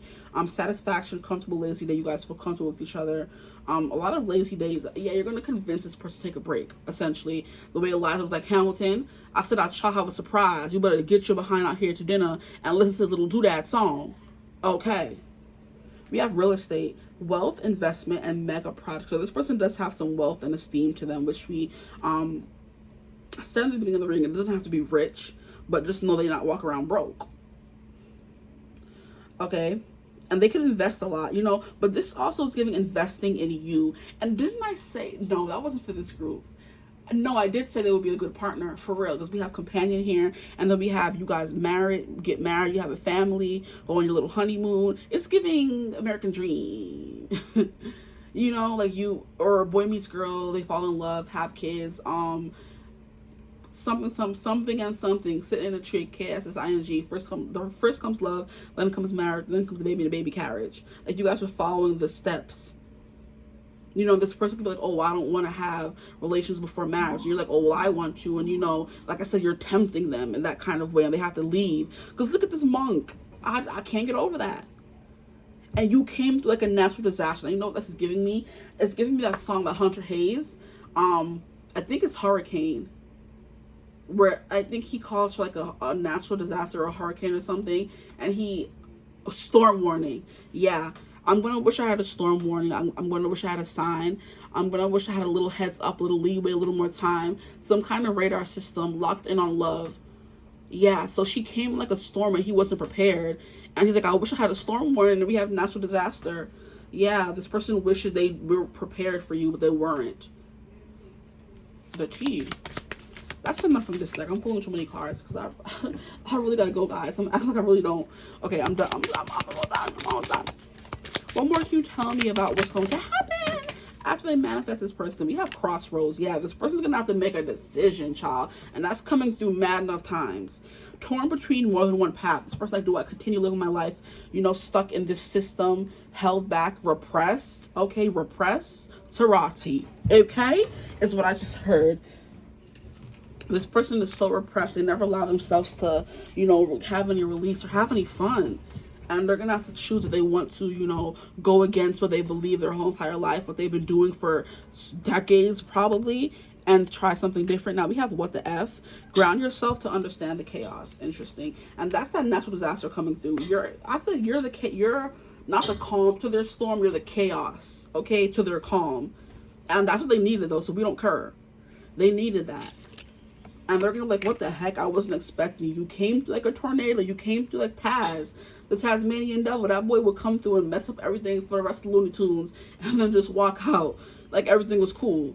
We have grateful. You are exactly where you are supposed to be, so be thankful for the now. Yeah.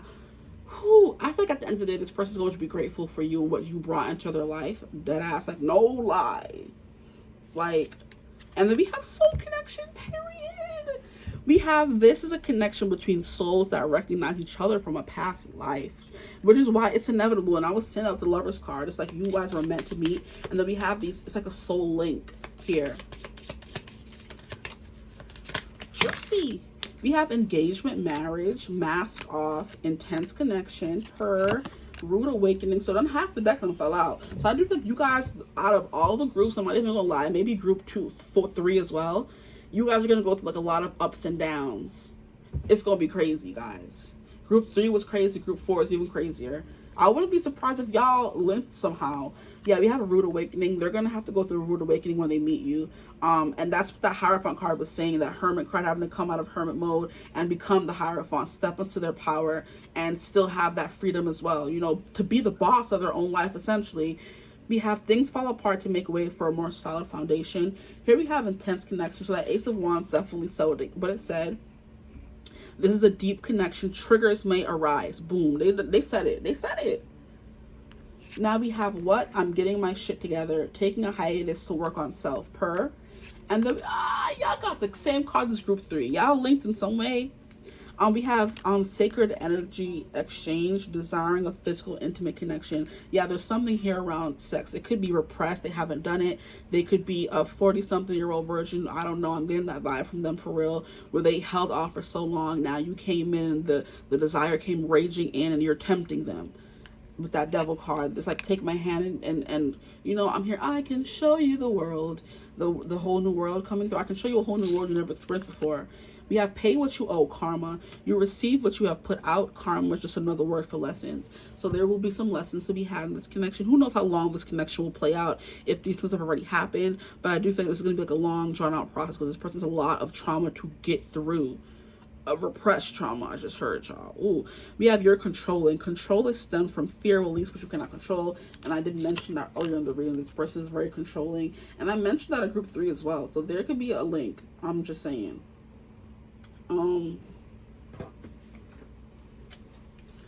Control is stemmed from fear. Yeah, this person, I did say in this group as well, this person has control issues. They want to be in control of everything, or they're so used to being in control of everything, they don't know how to let go of control. They don't want the control. I don't think they want the control. Like I said, they want to let go. They want to be the storm with you. They want to be a storm. But they're so used to being the calm and calming everyone else's storm, fixing everybody else's problems. Whew, boy.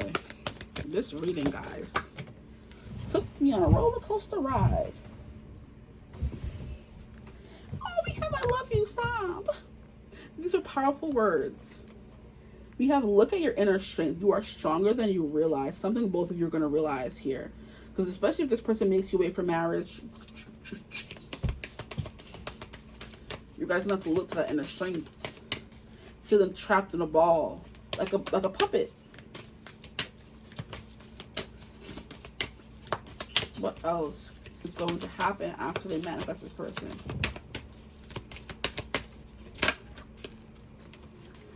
We have express love through gifts. Okay, so this person does have money, which I do feel like they do. They're going to be buying gifts for you. And it could be trips. Taking you on trips.